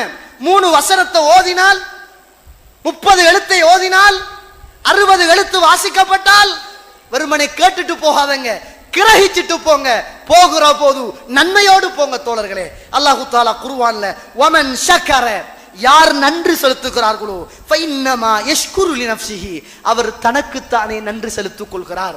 அல்லாஹ்வுக்கு நீங்கள் நன்றி உள்ள அடியாராக இருந்தால், அல்லாஹ்வுக்கு கட்டுப்பட்டு வாழுகின்ற அடியாராக இருந்தால், அல்லாஹ் உங்களுக்கு தந்த நியமத்துக்களுக்கெல்லாம் நீங்கள் அல்லாஹ்வுக்கு நன்றி செலுத்தினால் அது அல்லாஹ்வுக்கு அல்ல, அது உங்களுக்கு தான் என்ற செய்தியை அல்லாஹ் ரப்புல் ஆலமீன் அல் குர்ஆனிலே சொல்லித் தருவதை பார்க்கிறோம். ஃபமன் இஹ்ததா ஃபஇன்னமா யஹ்ததி லினஃப்ஸிஹி, யார் ஒருவர் ஹிதாயத்தை பெற்றுக் கொள்கிறாரோ, நேரான பாதையை பெற்றுக் கொள்கிறாரோ அது அவருக்குத்தான் என்ற செய்தியை அல்லாஹ் ரப்புல் ஆலமீன் 10வது அத்தியாயத்தின் 108வது வசனத்திலே அல்லாஹ் ரப்புல் ஆலமீன் சொல்லித் தருவதை பார்க்கிறோம். அல்லாஹ் தஆலா அல் குர்ஆன் 47வது அத்தியாயத்தின் 38வது வசனம், வமன் யப்கல் ஃபஇன்னமா யப்கலு அன் நஃப்ஸி, யார் ஒருவர் கஞ்சத்தனம் காட்டிக் கொள்கிறாரோ அது அவருக்குத்தான்.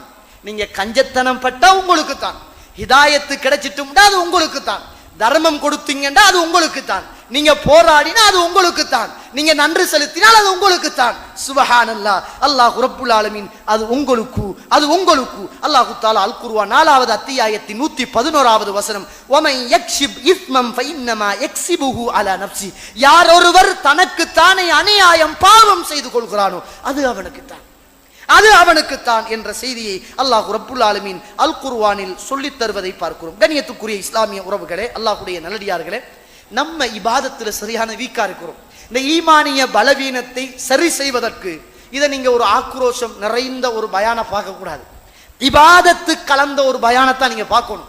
ஏன்னா நம்ம போகக்குள்ள ஏதாவது ஒரு செய்தியை, ஒரு துஆவை, ஒரு குர்ஆன் வசனத்தை படித்து விட்டு போகின்ற உறவுகளாக இருக்க வேண்டுமே தவிர உறைந்து விட்டு கண்ணை எழும்பி துரைத்து விட்டு போகின்ற உறவுகளாக மாத்திரம் நானும் நீங்களும் இருக்கக்கூடாது என்பதை நானும் நீங்களும் மறந்துவிடக் கூடாது. கண்ணியத்துக்குரிய இஸ்லாமிய உறவுகளே, இந்த உலகத்தில் ரசூலுல்லாஹ் ஸல்லல்லாஹு அலைஹி வஸல்லம் அவர்கள் மக்காவுல இருந்து மதீனாவுக்கு வந்ததற்கு பிறகு மக்காவுக்கு சண்டை பிடிக்காம, சச்சரவுகள் பெற்றுக்கொள்ளாமல் மீண்டும் மக்காவுக்கு உம்ரா செய்வதற்காக வருகிறார்கள். வந்தவங்களை ஹுதைபியா என்று சொல்லுகின்ற இடத்துல தடுத்து நிறுத்துறாங்க. போகக்கூடாது என்றாங்க, எக்ரிமெண்ட் அடிச்சாங்க, ஒப்பந்தம் போட்டாங்க. புறந்த மண்ணுக்கே நீங்க வரக்கூடாது, அல்லாஹ்ட ஆலயத்தை தரிசிக்க கூடாது. ரசூலுல்லாஹ் எல்லாத்துக்கும் ஆமாண்டாங்க.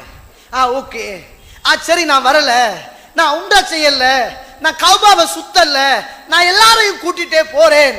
கடைசியில முஹம்மதுன் ரசூலுல்லாஹ் என்று இருந்த அந்த பேரை கூட அழிக்க சொன்னார்கள். ரசூலுல்லாஹ் ஸல்லல்லாஹு அலைஹி அலிரஹ்ட்ட சொன்னாங்க, அழிங்கன்னாங்க. அலிரஹ்வு கேட்டாங்க, அல்லாஹ்வுடைய தூதரை எப்படி அழிக்க இயலாது, அவ்வளவு வேதனை. நீங்க ரசூல் தானே யா ரசூலுல்லாஹ், நீங்க முஹம்மது தானே யா ரசூலுல்லாஹ், அல்லாஹ்வுடைய தூதர் தானே யா ரசூலுல்லாஹ், காட்டுங்க. நாங்க ரசூலுல்லாஹ்க்கு எழுத தெரியாது, வாசிக்க தெரியாது, காட்டுங்க. நாங்க ரசூலுல்லாஹ் தன்னை கரத்தால அழிச்சாங்க. உமர் கேட்டாங்க, யா ரசூலுல்லாஹ், நீங்க நபிதானான்னு கேட்டாங்க. நீங்க நபிதானா அப்படின்னு கேட்டாங்க. பல்லாயிரக்கணக்கான கிட்டத்தட்ட 1500 சஹாபாக்களோடு ரசூலுல்லாஹ் இருக்கிறாங்க. போக்குள்ள கொஞ்சம் பேரு, உம்ரா செய்ய வரக்குள்ள பெரும் பலத்தோடு வந்தாங்க. ரசூலுல்லாஹ் யாருக்கும் அடிக்கல, ஏசல்ல, காபிர்களுடைய கட்டளை எல்லாத்துக்கும் கட்டுப்பட்டாங்க. ஆனா ஒரு வசனம் கட்டுப்படுறதுக்கு அல்லாஹு தாலா ரசூலுல்லாஹ்வுக்கு கொடுத்த ஒரு வசனம், இன்னா ஃபத்தஹ்னா லக ஃபத்ஹன் கரீபா, நபியே உங்களுக்கு நாங்க மிக சமீபத்தில் வெற்றியை தருவோம். இப்ப இல்ல வெற்றி, நீங்க போங்க, இப்ப திரும்பிட்டு பேத்துறோம். நீங்க உம்ரா செய்யக்கூடாது, கலவரம் ஏற்படுத்தக்கூடாது, சண்டை பிடிக்க கூடாது.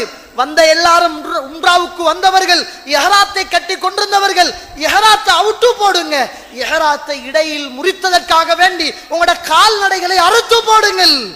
எல்லாத்தையும் சொல்லி அல்லாஹு தஆலா திரும்ப போக சொல்றான் மதீனாவுக்கு. எவ்வளவு வேதனையோடு வந்திருப்பாங்க, எவ்வளவு கஷ்டத்தோடு வந்திருப்பாங்க.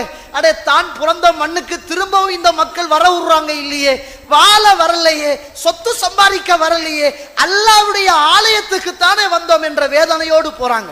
அல்லாஹ் ரப்புல் ஆலமீன் அந்த வெற்றியை ஹிஜ்ரி 8ஆம் ஆண்டு அல்லாஹு தஆலா கொடுக்குறான். ரசூலுல்லாஹ் வாராங்க. வார நேரம் இன்னும் ஒரு சூரா இறங்குது. என்ன சூரா என்றால், இதா ஜாஅ நஸ்ருல்லாஹி வல் ஃபத்ஹ் வராய்த்தன் நாஸ யதுகுலூன ஃபீ தீனில்லாஹி அஃப்வாஜா என்ற அந்த வசனம், அந்த அத்தியாயம் இந்த உலகத்தில் இறங்குகிறது. நபியே, நீங்கள் மக்கள் எல்லாம் கூட்டம் கூட்டமாக சாறை சாறையாக இஸ்லாத்துக்குள் வருவதை நீங்கள் பார்ப்பீர்கள். அப்படி வார நேத்தையில நீங்க என்ன செய்யணும் தெரியுமா? ஆட்சி கிடைச்சிட்டு, அதிகாரம் கிடைச்சிட்டு, மார்க்கம் கிடைச்சிட்டு, இப்படியெல்லாம் நீங்க நினைக்காம நீங்க என்ன செய்ய தெரியுமா? நீங்க ஃபஸப்பிஹ், அல்லாஹ்வுக்கு நீங்கள் சுப்ஹானல்லாஹ் சொல்ல வேண்டும், அல்லாஹ்வை புகழ வேண்டும். ஃபஸப்பிஹ் பிஹம்தி ரப்பிக வஸ்தக்ஃபிருஹு இன்னஹு கான தவ்வாபா. அவனை புகழ வேண்டும், அவனை துதி செய்ய வேண்டும், அவனிடத்தில் நீங்கள் பாவ மன்னிப்பு தேட வேண்டும். நான் சும்மா கேட்கிறேன், இப்ப நமக்கு பள்ளியெல்லாம் கட்டி முடிச்சு, இப்ப நம்ம என்ன தெரியுமா செய்யணும்? கட்டி முடிஞ்சதுக்கு பிறகு நிறைய இஸ்திக்பார் செய்யணும், அல்லாஹ் கிட்ட துஆ கேட்கணும். இப்ராஹிம் அலைஹிஸ்ஸலாம் காபாவை கட்டிட்டு மகனும் வாப்பாவும் காபாவை கட்டி போட்டு பக்கத்துல இருந்து ஓரமாக ஒதுங்கி அல்லாஹ் கிட்ட கெஞ்சி கேட்டாங்களே, ரப்பனா தகப்பல் மின்னா, யா அல்லாஹ் இந்த பணியை ஏற்றுக்கொண்டு யா அல்லாஹ், உனக்காக காபாவை கட்டியிருக்கிறேன், நானும் மகனும் சேர்ந்து கட்டியிருக்கிறோம், ஒன்ற ஆலயத்தை கட்டியிருக்கிறோம், யா அல்லாஹ் இந்த கட்டிய பணியை நீ ஏற்றுக்கொள் யா அல்லாஹ் என்று ஓரத்திலிருந்து இப்ராஹிம் அலைஹிஸ்ஸலாம் துஆ கேட்டாங்க, இஸ்மாயில் அலைஹிஸ்ஸலாம் துஆ கேட்டாங்க. பள்ளி கட்டப்பட்டாச்சா? அன்று ஃபத்து மக்காவுடைய நேரம், மக்கா அப்படியே ரசூலுல்லாஹ்வுடைய கைக்கு கிடைச்சிட்டா அல்லாஹ்வோட கட்டளை என்ன தெரியுமா? ஃபஸப்பிஹ், நீங்க தஸ்பீஹ் செய்யுங்க, அல்லாஹ்வை புகழுங்க, இஸ்திக்பார் செய்யுங்க. ஆயிஷா ரலியல்லாஹு சொல்றாங்க, ரசூலுல்லாஹி ஸல்லல்லாஹு அலைஹி வஸல்லம் அவர்கள் இந்த வசனம் இறங்கின உடனேயே, புகாரியில 4968வது செய்தி, ரசூலுல்லாஹ் ஸல்லல்லாஹு அலைஹி வஸல்லம் இந்த வசனம் இறங்கியத உடனேயே வெற்றி கிடைச்சிருக்கு, மக்கா கைக்குள்ள கிடைச்சிருக்கு, மக்கள் கூட்டம் கூட்டமாக வாராங்க, இஸ்லாத்துக்குள்ள வாராங்க, ஏகத்துவத்துக்குள்ள வாராங்க. இந்த வசனம் இறங்கின உடனேயே ரசூலுல்லாஹ் ஸல்லல்லாஹு அலைஹி வஸல்லம் அவர்கள் தான் வளமையாக சுஜூதிலும் தான் வளமையாக ருக்குயிலும் ஓதி வந்த ஔராதை அல்லாஹ்வுடைய தூதர் விட்டுட்டாங்க. ஓதல்ல. ரசூலுல்லாஹ் என்ன ஓதிருப்பாங்க? சுப்ஹான ரப்பியல் அலீம், சுப்ஹான ரப்பியல் அலா, இதையெல்லாம் ரசூலுல்லாஹ் விட்டு விட்டு அல்லாஹ்வுடைய தூதர் ஓத ஆரம்பித்தார்கள். அல்லாஹ் அந்த இடத்துல, அந்த வசனத்துல ஃபஸப்பிஹ், நீங்க சுப்ஹானல்லாஹ் சொல்லணும், வபிஹம்தி, நீங்க அல்ஹம்துலில்லாஹ் சொல்லணும், வஸ்தக்ஃபிர், நீங்கள் அல்லாஹ் கிட்ட இஸ்திக்பார் செய்யணும். சுப்ஹானல்லாஹ், பாவம் மன்னிக்கப்பட்ட ரசூல். ஈமானுக்கு அவரை விட இந்த உலகத்தில் சிறந்த மனிதர் யாருமே கிடையாது. ஷஃபாத்துக்கு தகுதியான மனிதர் அந்த ரசூல் மக்காவுடைய வெற்றியின் போது அல்லாஹ் தஆலா சுப்ஹானல்லாஹ் சொல்ல சொன்னான் என்பதற்காக, அல்லாஹ் அல்ஹம்துலில்லாஹ் சொல்ல சொன்னான் என்பதற்காக, அல்லாஹ் பாவ மன்னிப்பு நபியை நீங்கள் தேடுங்கள் என்று சொன்னான் என்பதற்காக வளமையாக ருக்குயிலும் சுஜூதிலும் ஓதி வந்த ஔராதுக்களை எல்லாம் ரசூலுல்லாஹி ஸல்லல்லாஹு அலைஹி விட்டு அல்லாஹ்விடத்தில் சுஜூதிலும் ருக்குயிலும் மௌத்தாகிற வரைக்கும் ரசூலுல்லாஹ் ஓதினார்கள். சுப்ஹானக்கல்லாஹும்ம வபிஹம்திக், சுப்ஹானக்கல்லாஹும்ம ரப்பனா வபிஹம்திக், அல்லாஹும்ம இக்ஃபிர்லி, அல்லாஹும்ம இக்ஃபிர்லி, சுப்ஹானக்கல்லாஹும்ம, யா அல்லாஹ் நீ தூய்மையானவன் யா அல்லாஹ், எல்லா புகழும் உனக்குத்தான் யா அல்லாஹ், ரப்பனா வலக்கல் ஹம்த், எல்லா புகழும் உனக்குத்தான் யா அல்லாஹ், அல்லாஹும்ம இக்ஃபிர்லி, என்ற பாவத்தை மன்னித்திடு ரப்பே. யாரு ஓதினது? ரசூலுல்லாஹ் ஓதினது. எப்ப ஓதினது? ஃபத்ஹு மக்காவுக்கு பின்னால ரசூலுல்லாஹ் எதுவரைக்கும் ஓதினது? மௌத்து வரைக்கும் ஓதினது. என்ன ஔராது? சுப்ஹானக்கல்லாஹும்ம ரப்பனா வபிஹம்திக், அல்லாஹும்ம இக்ஃபிர்லி, எல்லா புகழும் உனக்குத்தான் யா அல்லாஹ், உன்னை நான் துதி செய்கிறேன் யா அல்லாஹ், உன்னை நான் சுப்ஹானல்லாஹ் சொல்கிறேன் யா அல்லாஹ், உன்னை நான் அல்ஹம்துலில்லாஹ் சொல்கிறேன் யா அல்லாஹ், அல்லாஹும்ம இக்ஃபிர்லி என்ற பாவத்தை நீ மன்னித்து விடு யா அல்லாஹ் என்று மரணம் வரைக்கும் மாமனிதர் முஹம்மதுன் ரசூலுல்லாஹ் ஸல்லல்லாஹு அலைஹி வஸல்லம் அவர்கள் ஓதினார்களாக இருந்தால் அவருடைய ஈமான் எப்படி இருந்திருக்கும்? முன்பின் பாவம் மன்னிக்கப்பட்டவர் ஓதினாராக இருந்தார். இன்றைக்கு நம்ம ருக்குல என்ன ஓதுறோம்னு நமக்கு மூளைக்கு நாவுக்கும் சம்பந்தம் இல்லை, அது ஆட்டோமேட்டிக்கா வேலை செய்யுது. நம்மட தொழுகை இந்த ரெக்கார்டிங் மாதிரி தெரியுமா? இந்த சில போனுகள்ல பாங்கு சொல்லுமே நேரத்துக்கு, நம்ம தொழுதாலும் தொழாட்டியும் போன் பாங்கு சொல்லும், நம்ம எழும்பினாலும் எழும்பாட்டியும் அலாரம் அடிக்கும். அது மாதிரி நமக்கு தொழுகை என்பது ஆட்டோமேட்டிக்கா அப்படியே வருகுது. நம்ம தொழுகையில் நின்றா சூரத்துல் ஃபாத்தியாவை ரசிச்சு ருசிச்சு ஓதினது இல்லாம ரஹிமல்லா, அல்லாஹ் அருள் செய்தவர்களை தவிர கிடையாது. இமாம் இப்ப இஷாவுல என்ன ஓதினார்னு கேளுங்க, தொழுகையில இமாம் என்ன ஓதினார்னு கேளுங்க, அவர் பெரிய சூறா ஓதிப்பார். குர்ஆன் யாருக்கு வந்தப்ப? கந்தசாமிக்கும் ஐயப்பாவுக்கும் அவங்களுக்குமா வந்து? யாருக்கு தோழர்களே குர்ஆன் வந்த? எங்கட சமூகத்துல இந்த இந்துக்களுக்கு பௌத்தர்களுக்கு ஒரு குர்ஆன் கொடுக்குறேன்னா இவருக்கு சரியான சந்தோஷம். இவர் தவ்வா செய்யறாரா? என்ன தவ்வாண்டா, மலை குர்ஆன் ஒன்று இல்லையா? என்னதுக்கு இல்ல மொழி, ஒரு நமக்கிட்ட ஒரு ஹிந்து நண்பர் இருக்கிறாரு, அவர் குர்ஆனை கேட்டார். அதுக்கா குர்ஆன் உங்களுக்கு? ஓ, எப்படியாவது எடுத்து கொடுக்கணும், எவ்வளவு செலவாயினாலும் பரவாயில்ல மொழவி. நீங்க வாசிச்சீங்களா வாப்பா குர்ஆனை? நீங்க எத்தனை அத்தியாயத்தை வாசிச்சு முடிச்சீங்க? உங்களுக்கு தப்சீர் தெரியுமா தங்கம்? சின்ன சின்ன சூறா உங்களுக்கு பாடம் இருக்குதா வாப்பா? இந்துவை இஸ்லாத்துல எடுக்கிறதுக்கு முதல் உங்களை நீங்க இஸ்லாத்துக்குள்ள பூர்ணமா கொண்டு வருகின்ற பணியை நம்ம செய்ய வேண்டிய கடமை இருக்கிறது என்பதை மறந்துவிடக் கூடாது. இது நம்மட ஈமானிய பலவீனம். அவர் குர்ஆனை படித்து அவர் இஸ்லாத்துக்குள் வர வேண்டும் என்று முயற்சி செய்கின்ற நாங்கள், எங்களுக்கு இறங்கிய குர்ஆனை நாங்கள் படித்து நாங்கள் அந்த குர்ஆனுடைய இன்பத்தோடு வாழ வேண்டும் என்ற அந்த உணர்வும் அந்த சந்தோஷமும் இல்லாத முஸ்லிம்களாக வாழ்கிறோமாக இருந்தால் ஈமானிய பலத்தோடு அல்ல, ஈமானிய பலவீனத்தோடு வாழ்கிறோம் என்பது அடையாளம். இதுவரைக்கும் சும்மா கேளுங்கள, மனச்சாட்சியோட கேளுங்களும். எத்தனை பேர் இதுவரைக்கும் சூரத்துல் ஃபாத்தியாவை தஜ்வீத் முறைப்படி ஓத தெரியும் என்று கேளுங்களும். எத்தனை பேருக்கு வல்லுஹாவுக்கு மேல பாடம் என்று கேளுங்களும். எத்தனை பேருக்கு சின்ன சின்ன சின்ன அத்தியாயங்கள், சின்ன சின்ன வசனங்கள் பாடம் என்று கேளுங்களும்.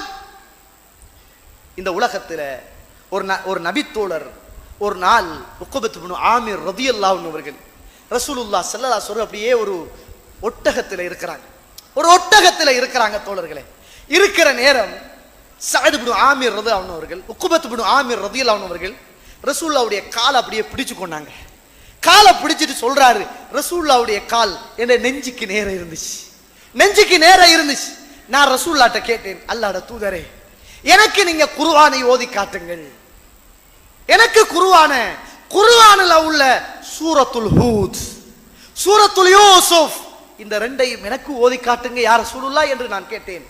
அப்ப ரசூலுல்லாஹ் ஸல்லல்லாஹு அலைஹி வஸல்லம் சொன்னாங்க, உக்பத் இப்னு ஆமிரே ரலியல்லாஹு அன்ஹு, நான் உங்களுக்கு குர்ஆனிலே உள்ள அல்லாஹ்வுக்கு மிகவும் விருப்பமான எல்லா விஷயங்களையும் உள்ளடக்கக்கூடிய ஒரு உயர்ந்த சூறாவை உங்களுக்கு நான் ஓதி தரட்டுமா என்று கேட்டுவிட்டு ரசூலுல்லாஹ் ஸல்லல்லாஹு அலைஹி வஸல்லம் அவர்கள் குல் அஊது பிரப்பில் ஃபலக் மின் ஷர்ரி மா ஹலக் வ மின் ஷர்ரி காஸிகின் இதா வகப் என்ற அந்த சூறாவை அல்லாஹ்வுடைய தூதர் ஓதி காட்டினார்கள். கண்ணியத்திற்குரிய இஸ்லாமிய உறவுகளே, நம்ம கல்யாணம் முடிக்கக்குள்ள கொஞ்சம் பேர் மௌலவியாவை தேடினேன். நான் இன்ஷா அல்லாஹ் முடிச்சா மௌலவியாத்தான் முடிக்கிறேன். ஏன்டா நான் மிஸ் பண்ணிட்டேன், மௌலவி ஆகல. நான் முடிக்கிறது இன்ஷா அல்லாஹ் மார்க்கத்தை படிச்ச ஒரு பொண்டாட்டியை தான் முடிக்கணும் என்று தேடினார் தான். முடிச்சையும் தான் அவக்கு சூரத்துல் ஃபாத்தியா மறந்து வைத்து அல்லாஹ் அருள் செய்தவர்களை தவிர. இப்ப நம்மெல்லாம் ஒரு காலத்துல இந்த நிக்கா பயான்ல ரசூலுல்லாஹ் இப்படி குளிச்சாங்க, இப்படி உடுத்தாங்க, இப்படி வாழ்ந்தாங்க, இப்படி சந்தோஷப்பட்டாங்க என்று உணர்ச்சி வசப்பட்டு தேடி இப்ப குளியலும் இல்ல வாழ்க்கையும் இல்லாத ஒரு நிலைமையில குர்ஆனும் ஓதாத ஒரு வீடாக இன்றைக்கு நம்முடைய வீடு மாறி போயிருக்குதுண்டா. நாங்க அந்த சோடா மாதிரி இந்த புஷ்ஷுண்டு ஏறுற பஸ்ஸுண்டு இறங்குறது அதுவல்ல ஒரு மூமினுடைய ஈமான். ஒரு மனுஷன் எப்ப புஷ்ஷுண்டு ஏறுவானண்டா, ஈமான படிக்காம லிசனிங் மாத்திரம் இருந்தா அவனுக்கு கம்முண்டு ஏறும். அது கொஞ்ச நாளையில அப்படியே குறைஞ்சிடும். ஒரு மனுஷன் படிச்சுட்டான்னு வைங்க, அவன் எப்பையும் ஈமான கூட்டிக் கொள்ற விஷயத்திலேயே கண்ணும் கருத்துமாக அவன் இருப்பான் என்பதை நானும் நீங்களும் மறந்துவிடக் கூடாது. கண்ணியத்துக்குரிய இஸ்லாமிய உறவுகளே, இன்றைக்கு நம்ம இருக்கிறோம். இன்றைக்கு ஜும்மாவுக்கு வந்தோம். ஒரு சின்ன ஒரு சுய பரிசோதனை தான். ஜும்மாவுக்கு வந்து அசரு இன்றைக்கு நம்மட வாழ்க்கையில எத்தனை பேரு அசரு தொழுகைய இமாம் ஜமாத்தோட தொழுதம் கேட்டு பாருங்க. மனச்சாட்சியோடு பேசுங்க. நம்ம எவ்வளவு பலவீனம் என்று பார்க்கிறதுக்கு இவ்வளவு பேரும் ஜும்மாவுக்கு வந்தோம்.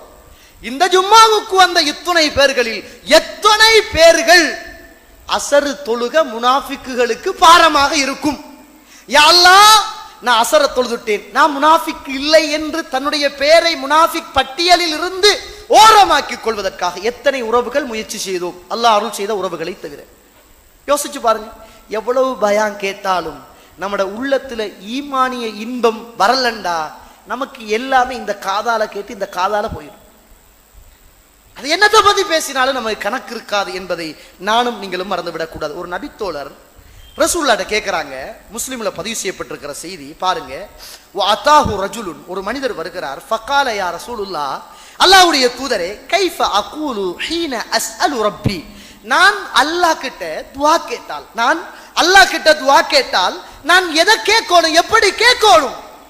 ரசூலுல்லாஹ் சொன்னாங்க, குலில்லாஹும்ம அல்லாஹும்ம குஃபிர்லி, நீங்க சொல்லுங்க, யா அல்லாஹ் என்ற பாவத்தை மன்னிப்பாயாக, வர்ஹம்னி எனக்கு ரஹ்மத்து செய்வாயாக, வஆஃபினி எனக்கு நீ ஆஃபியத்தை தருவாயாக, வர்சுக்னி எனக்கு நீ ரிஸ்கில உணவுல பரக்கத்து செய்வாயாக என்று நீங்கள் கேளுங்கள் என ஒரு மனிதர் கேட்கிறார். அல்லாஹ்வுடைய தூதரே, நான் அல்லாஹ்விடத்தில் பிரார்த்தனை செய்தால் என்ன பிரார்த்தனையை செய்ய வேண்டும் யா ரசூலுல்லாஹ்? அதற்கு ரசூலுல்லாஹ் சொல்றாங்க, அல்லாஹும்ம ஃபிர்லி, யா அல்லாஹ் என்னுடைய பாவத்தை மன்னிப்பாயாக, வர்ஹம்னி எனக்கு நீ ரஹ்மத்து செய்வாயாக, வஆஃபினி எனக்கு ஆரோக்கியத்தை தருவாயாக, வர்சுக்னி எனக்கு நீ ரிஸ்கை அளிப்பாயாக என்று நீங்கள் கேளுங்கள் என்று சொல்லிவிட்டு வயஜ்மஉ அஸாபிஅஹு இல்லல் இப்ஹாம், இந்த பெருவிரலை தவிர இந்த நாளையும் ரசூலுல்லாஹ் இப்படியே மடக்கி சொன்னாங்க.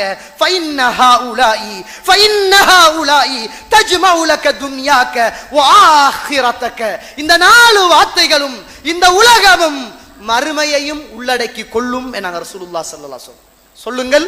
அல்லாஹும்ம ஃபிர்லி வர்ஹம்னி வஆஃபினி வர்சுக்னி, இந்த நான்கு வார்த்தைகளும் இந்த உலகம், இந்த உலகத்துக்கு பின்னால் உள்ள மறுமை, இது இரண்டையும் உள்ளடக்கி கொள்ளும் என்ற செய்தியை ரசூலுல்லாஹி ஸல்லல்லாஹு அலைஹி வஸல்லம் அவர்கள் சொன்னார்கள் என்று சொல்லுகின்ற செய்தியை முஸ்லிமிலே பார்க்கிறோம். கண்ணியத்துக்குரிய இஸ்லாமிய உறவுகளே, நம்ம ஈமானிய பலத்துல எவ்வளவு பலவீனமாக இருக்கும் என்பதை சொல்லட்டுமா நான்?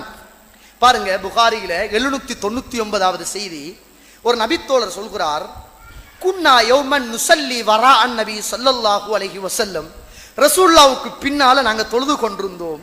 அந்த நேரத்தில் அல்லாஹ்வுடைய தூதர் ஸல்லல்லாஹு அலைஹி வஸல்லம் ருக்குயில இருந்து தலையை உயர்த்திய போது சமி அல்லாஹு லிமன் ஹமிதா அப்படி என்று சொன்னார்கள்.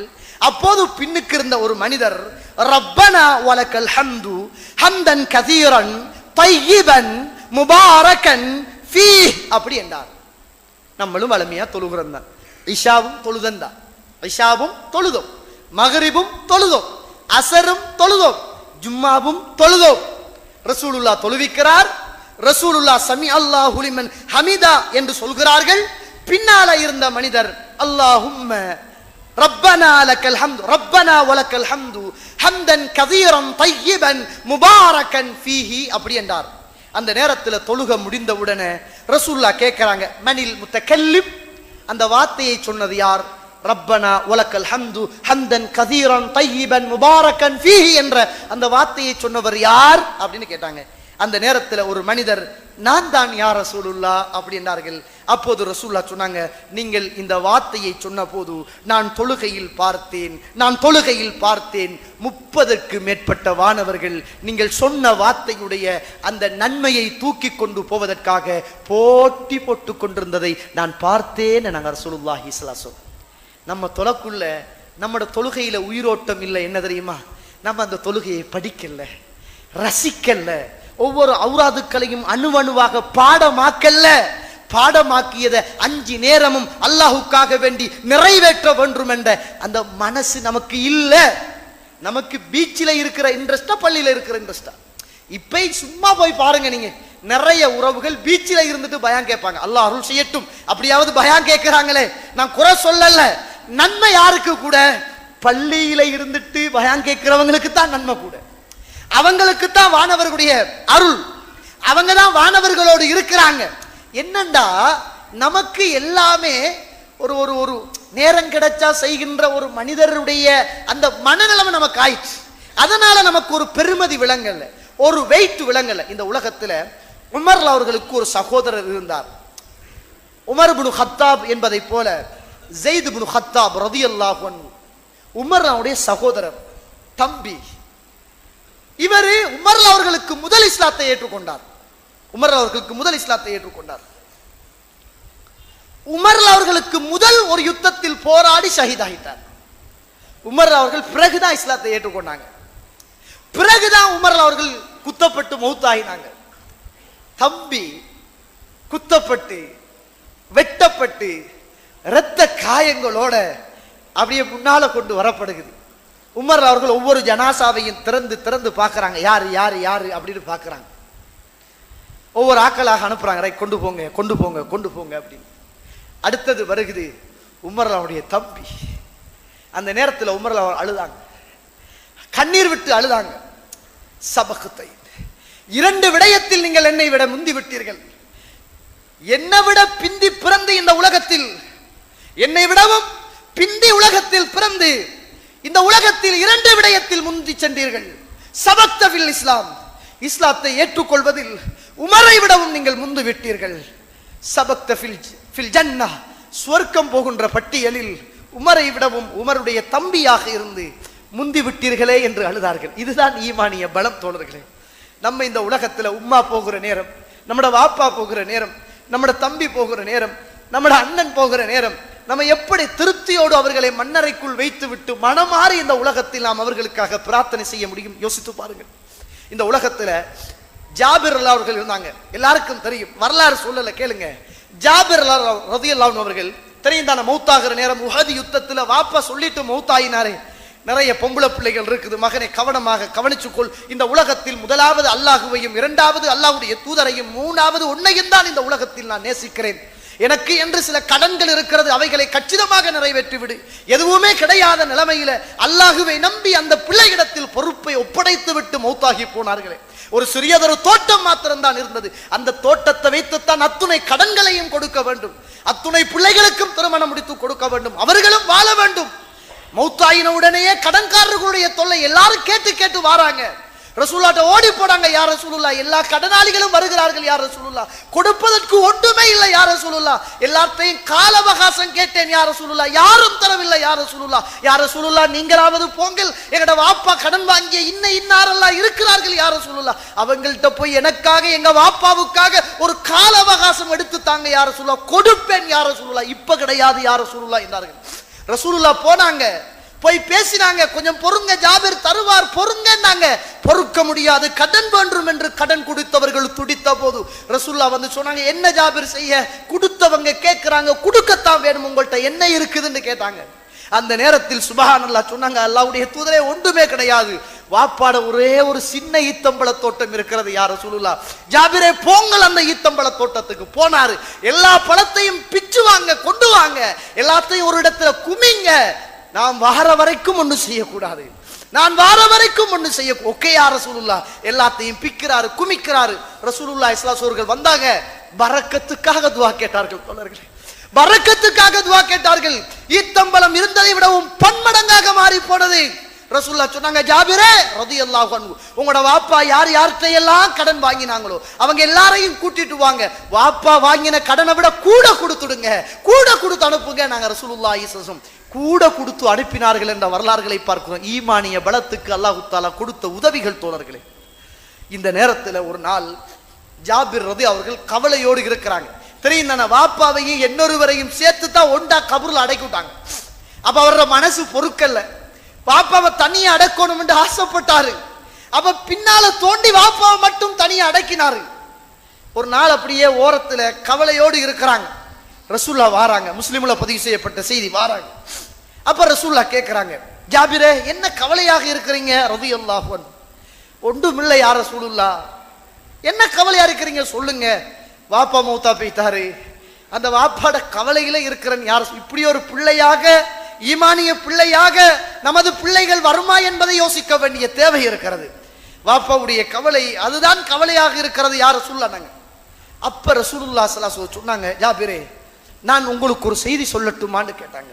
நான் உங்களுக்கு ஒரு செய்தி சொல்லட்டுமான்னு கேட்டாங்க. என்ன யா ரசூலுல்லாஹ் சொல்லுங்க. நாங்க ஜாபிரே ரலியல்லாஹு அன்ஹு, உங்களோட வாப்பா மௌத்தாகின உடனே உங்களோட வாப்பாவுக்கும் அல்லாஹுக்கும் நடந்த ஒரு செய்தியை சொல்லட்டுமான்னு கேட்டாங்க. என்ன யா ரசூலுல்லாஹ் செய்தின்னு கேட்டாங்க. ஜாபிரே உங்களோட வாப்பா மௌத்தாகின உடனே, எல்லாரும் மௌத்தாகின உடனே அல்லாஹ் ரப்புல் ஆலமீன் எல்லாரையும் சந்தித்து பேசுவான். உங்களோட வாப்பா மௌத்தாகின உடனே உங்களோட வாப்பாவை அல்லாஹ் தஆலா சந்தித்தான். இந்த உலகத்திலும் சரி மறுமையிலும் சரி, இந்த உலகத்தில் யாரையும் அல்லாஹ் தஆலா திரைக்கு பின்னால் இருந்துதான் சந்தித்திருக்கிறான், திரை மறைவாக இருந்து யாரையும் சந்திக்கவில்லை. உங்களோட வாப்பாவை அல்லாஹ் ரப்புல் ஆலமீன் எந்த திரையும் இல்லாமல் நேரடியாக அல்லாஹ் தஆலா சந்தித்தான். ஜாபிரே உங்களோட வாப்பாவை அல்லாஹ் தஆலா எந்த திரையும் இல்லாமல் உங்களோட வாப்பாவை நேரடியாக அல்லாஹ் தஆலா சந்தித்தான். உங்களோட வாப்பா கிட்ட அல்லாஹ் கேட்டான், உங்களுக்கு என்ன வேண்டும் அப்படி என்று கேட்டான். உங்களோட வாப்பா என்ன கேட்டார் தெரியுமா? யா அல்லாஹ், நான் இப்போதும் இந்த சுவர்க்கம், இந்த சுவர்க்கத்தின் இன்பங்கள் இதை கண்டு விட்டேன். நான் மீண்டும் ஒரு தடவை உலகத்துக்கு போக வேண்டும். மீண்டும் ஒரு தடவை நான் உலகத்துக்கு போக வேண்டும். மீண்டும் ஒரு தடவை இந்த உலகத்தில் நான் போராட வேண்டும். அந்த போராட்டத்தில் நான் மௌத்தாக வேண்டும், ஷஹீதாக வேண்டும். யா அல்லாஹ், மீண்டும் உன்னிடத்தில் வந்து இந்த சுவர்க்கத்தை நான் அடைந்து கொள்ள வேண்டும் என்று கேட்டார்கள். அப்போது அல்லாஹு தஆலா சொன்னான், ஏடுகள் உயர்த்தப்பட்டு விட்டது, பேனைகள் காய்ந்து விட்டது என்றார்கள். ஏடுகள் காய்ந்து விட்டது, பேனாக்கள் உயர்த்தப்பட்டு விட்டது என்ற செய்தியை அல்லாஹு தஆலா உங்களோட வாப்பா கிட்ட சொன்னான் என்றாங்க. கண்ணியத்துக்குரிய இஸ்லாமிய உறவுகளே, இந்த உலகத்தில் ஒவ்வொரு மனுஷனும் வாழ்ந்த அவர்களுடைய ஈமானுக்கு ஏற்றாப்போல் அல்லாஹு தஆலா இந்த உலகத்திலும் வெற்றியைத்தான் கொடுத்தான், மறுமையிலும் வெற்றியைத்தான் கொடுத்தான். ஒரு கணம் யோசித்து பாருங்கள். நாளை நானும் நீங்களும் மரணித்து நம்முடைய கபறுகளுக்குள் நம்மளை கொண்டு போய் உறவுகளும் பிள்ளைகளும் தோளில் வைத்து என்னையும் உங்களையும் கபருக்குள் மூடி வைத்து விட்டு வந்தால் அந்த மண்ணறைக்குள் ஈமான்தாரிகளாக நானும் நீங்களும் எழுப்பப்படுவோமா, அல்லது ஈமானிய பலம் உள்ள உறவுகளாக நானும் நீங்களும் எழுப்பப்படுவோமா என்பதை ஒரு கணம் புரிந்து கொள்ள வேண்டும். புகாரியில 2737வது செய்தியாக புகாரியில இந்த செய்தி பதிவு செய்யப்பட்டிருப்பதை நீங்கள் பார்க்கலாம். ரசூலுல்லாஹி ஸல்லல்லாஹு அலைஹி வஸல்லம் காலத்துல உமர் ரலியல்லாஹு அன்ஹு அவர்கள் ஒரு நாள் வருகிறார்கள். ஒரு நாள் வந்து ரசூலுல்லாஹி ஸல்லல்லாஹு அலைஹி வஸல்லம் சொல்றாங்க, 2737 புகாரியில பதிவு செய்யப்பட்ட செய்தி. அன்ன உமர் இப்னு கத்தாப் ரலியல்லாஹு அன்ஹு, உமர்லாம் வராங்க, அஸாப அர்லம் பி ஹைபர், யா ரசூலுல்லாஹ், ஹைபரிலே கிடைத்த ஒரு காணி எனக்கு இருக்கு, எனக்கிட்ட ஒரு காணி இருக்குது யா ரசூலுல்லாஹ், அல்லாஹ்வுடைய தூதரே, அதை நான் என்ன செய்ய என்று எனக்கு கட்டளையிடுவுங்கள் அப்படின்னு கேட்டாங்க. அப்ப ரசூலுல்லாஹ் சொன்னாங்க, அந்த அஸ்ல நீங்க வச்சுக்கிட்டு அதுல வார வருமானத்தை நீங்க தர்மம் செய்யுங்க அப்படின்னாங்க. உமர்லாம் சொன்னாங்க, இல்லை யா ரசூலுல்லாஹ், அல்லாஹ்வுடைய தூதரே, அதுல வருகின்ற அந்த வருமானத்தையும் அதுல அஸ்லையும் அதோடைய உறுதியையும் சேர்த்து நான் அல்லாஹுக்காக, ஏழைகளுக்காக, வறியவர்களுக்காக, வழிப்போக்கர்களுக்காக, அதை பாதுகாக்கக்கூடியவர்களுக்காக, முஜாஹிதுங்களுக்காக நான் அல்லாஹ்வுடைய பாதையில் அப்படியே அர்ப்பணம் செய்கிறேன் யா ரசூலுல்லாஹ். அல்லாஹ்வுடைய தூதரே, இதை விடவும் இந்த உலகத்தில் என்னிடத்தில் உயர்ந்த பொருள் எதுவுமே கிடையாது யா ரசூலுல்லாஹ் என்றார்கள். அல்லாஹ்வுடைய தூதரே, இதை விடவும் என்னிடத்தில் உயர்ந்த பொருள் எதுவுமே கிடையாது, இதை தவிர வேற எதுவும் எனக்கிட்ட உயர்ந்த பொருளாக இல்லை என்ன. ஒவ்வொரு ஆக்களும் அந்த காலத்துல அவங்கட ஈமானுக்கு ஏற்ப இந்த சமூகத்துக்காக, மார்க்கத்துக்காக தொண்டு செய்து தந்த ஈமானிய பலத்தை கூட்டிக் கொண்டவர்கள். ரசூலுல்லாஹ் ஸல்லல்லாஹு அலைஹி வஸல்லம் ஒரு நாள் 2095வது ஹதீஸ், ஜாபிர் இப்னு அப்துல்லாஹ் அவர் அறிவிக்கிறாங்க, அன்ன இம்ரஅத்தன் மினல் அன்சாரி, அன்சாரியை சேர்ந்த ஒரு பொம்பளை, ஒரு பெண் அப்படியே வாராங்க. ரசூலுல்லாஹ் ஸல்லல்லாஹு அலைஹி வஸல்லம் அவர்கள் ஒரு ஈத்த மர குத்தியில நின்று ஹுத்பா செய்து கொண்டிருக்கிறாங்க. அந்த பெண் கேட்கிறாங்க, அல்லாஹ்வுடைய தூதரே, எனக்கிட்ட குலாமன் நஜ்ஜார் ஒரு பையன் இருக்கிறார், அவர் நல்ல பாஸ் வேலை தெரிஞ்சவர், ஓடாவி. அல்லாஹ்வுடைய தூதரே, நீங்க விரும்பினால் அவர்கிட்ட சொல்லி நான் உங்களுக்கு நல்லதொரு மிம்பர் அடித்து தரட்டுமா என்று கேட்டார்கள். இஸ்லாமிய சமூகத்துக்கு முதலாவதாக மிம்பர் அடித்து கொடுத்தது ஒரு பெண்மணி என்பதை மறந்து விடாதீர்கள். அவட ஈமான். ரசூலுல்லாஹ் எப்ப பார்த்தாலும் ஈச்சமர குத்தியிலேயே நின்று கொண்டு ஹுத்பா செய்கிறார்கள். அல்லாஹ்வுடைய தூதரே, நீங்கள் விரும்பினால் எனக்கிட்ட ஒரு ஓடாவி வேலை செய்கின்ற ஒரு மனிதர் இருக்கிறார், அல்லாஹ்வுடைய தூதரே, நான் அவர்கிட்ட சொல்லி உங்களுக்கு ஒரு மிம்பர் மேடை அடித்து தரட்டுமா யா ரசூலுல்லாஹ் என்று கேட்டாங்க. ரசூலுல்லாஹ் அடிச்சு தாங்கண்டாங்க. அடுத்த கிழமை கொண்டு போய் ஒரு மிம்பர் மேடை வைக்கிறார் ஒரு பெண். சுபஹானல்லாஹ். அந்த நேரத்தில் அந்த மிம்பர் மேடையில ரசூலுல்லாஹி ஸல்லல்லாஹு ஏறி நிற்கிறார்கள். அல்லாஹ்வுடைய தூதர் அல்லாஹுவை பற்றியும் தூதுத்துவத்தை பற்றியும் பேசிக் கொண்டிருக்கிறார்கள். அந்த நேரத்தில் அல்லாஹ்வுடைய தூதர் வளமையாக நின்ற அந்த ஈச்சம் பல குத்தி அணுங்குகிற சத்தத்தை ரசூலுல்லாஹ் கேட்டார்கள். எனக்கும் உங்களுக்கும் தஹஜ்ஜத் நேரத்தில் கூட நானும் நீங்களும் செய்த பாவங்களை நினைத்து ஒரு அழுகை வருவது கிடையாது. இறைவனை தொழுகிற போது கூட, சூரத்துல் ஃபாத்தியா ஓதுகிற கூட, அதாபுன் அலீம் என்று சொல்லுகின்ற வார்த்தைகள் வருகிற போது கூட, சுவர்க்கத்தை பற்றி ஓதுகின்ற வசனங்களின் போது, நரகத்தை பற்றி ஓதுகிற வசனத்தின் போது ஒரு ஒரு ஒரு முடி கூட என்னையும் உங்களையும் உசிப்பு விடுவது கிடையாது. அல்லாஹ்வுடைய தூதர் வளமையாக நின்று ஹுத்பா செய்து கொண்டிருந்த அந்த ஈச்சம் குத்தி மரக்கட்டை தேமி தேமி அழ ஆரம்பிக்கிறது. சஹாபாக்கள் சொன்னார்கள், ஒரு சின்ன பிள்ளை அழுவதை போன்று அந்த ஈச்சம் குத்தி அழ ஆரம்பித்தது என்றார்கள். யோசித்து பாருங்கள் தோழர்களே, ஒரு ஈச்சம் குத்தி சுப்ஹானல்லாஹ், இவ்வளவு நாளும் என்னில் நின்ற நபி இன்றைக்கு என்னில் இல்லையே என்ற வேதனையோடு ஒரு ஈச்சம் குத்தி அழுதிருக்குது என்றால், ரசூலுல்லாஹி ஸல்லல்லாஹு அலைஹி வஸல்லம் அவர்கள் உடனே மிம்பரில் இருந்து உடனே இறங்கி அந்த ஈச்சங்குத்தி இடத்தில் வந்து ஒரு குழந்தை பிள்ளையை கட்டி பிடிப்பதை போல ரசூலுல்லாஹி ஸல்லல்லாஹு அலைஹி வஸல்லம் அவர்கள் அந்த ஈச்சங்குத்தியை கட்டி தலாவி அதற்கு ஆறுதல் சொன்னார்கள் என்று சொல்லுகின்ற செய்தியை புகாரியிலே பார்க்கிறோம். கண்ணியத்துக்குரிய இஸ்லாமிய உறவுகளே, நானும் நீங்களும் மரக்கட்டைகள் அல்ல, மரக்கட்டைகள் அல்ல, மனிதர்கள், உணர்வுகள் உள்ளவர்கள், இதயங்கள் உள்ளவர்கள், ஈமான் உள்ளவர்கள், இஸ்லாம் உள்ளவர்கள், ஏகத்துவம் உள்ளவர்கள். நானும் நீங்களும் 40 வயது பிந்து விட்டால் கொஞ்சம் கவனமாக இருக்க வேண்டும். 40 வயதிற்கு பிறகு வாழுகின்ற காலம் என்பது சொற்ப காலம் தோழர்களே. 40 வயது வரைக்கும் தான் தைரியமான பலமான காலங்கள். 40 வயதுக்கு பிறகு மரணத்தை நோக்கி பயணிக்குகின்ற காலங்கள். ஏன், அதுக்கு பிறகு கூடி போனா மிஞ்சி போனா ஒரு 20 வருஷம் தான். அதுக்குள்ள 1000 நோய் வந்துட்டு, அதுக்குள்ள 1000 பிரச்சனை வந்துட்டு, அதுல கன்ஃபார்மா 20 வருஷம் வாழ மாட்டோம் என்பதுதான் உறுதி. அந்த காலத்துல இருந்த உணவுகளுக்கும் இந்த காலத்துல இருக்கிற உணவுகளுக்கும் வித்தியாசம் இருக்கிறது. எனவே நாங்கள் எல்லாருமே சேர்ந்து ஈமானிய பலத்தோடு குடும்ப ரீதியாக குழந்தைகளிலிருந்து, மனைவியிடத்திலிருந்து, ஊரிலிருந்து நல்ல பண்பாடுகளையும் கலாச்சாரங்களையும் நல்ல ஈமானிய பலத்தையும் உருவாக்கி கொள்ள வேண்டிய கடமையும் கடைப்பாடும் எனக்கும் உங்களுக்கும் இருக்கிறது என்பதை நானும் நீங்களும் மறந்துவிடக் கூடாது. அல்லாஹ் ரப்புல் ஆலமீன் அப்படிப்பட்ட நல்ல ஈமானை பலமாக்கி கொண்டு இந்த மன்னரையை சந்திக்குகின்ற நாளை மறுமையை சந்திக்குகின்ற நல்ல மனித கூட்டத்தில் அல்லாஹு தாலா என்னையும் உங்களையும், என்னை பெற்ற உங்களை பெற்ற தாய் தந்தை எல்லோரையும் அல்லாஹு தாலா ஆக்கி அருள் புரிவானாக. வாஹிர தஅவானா அனில் ஹம்துலில்லாஹி ரப்பில் ஆலமீன். அஸ்ஸலாமு அலைக்கும் வரஹ்மத்துல்லாஹி வபரகாத்துஹு.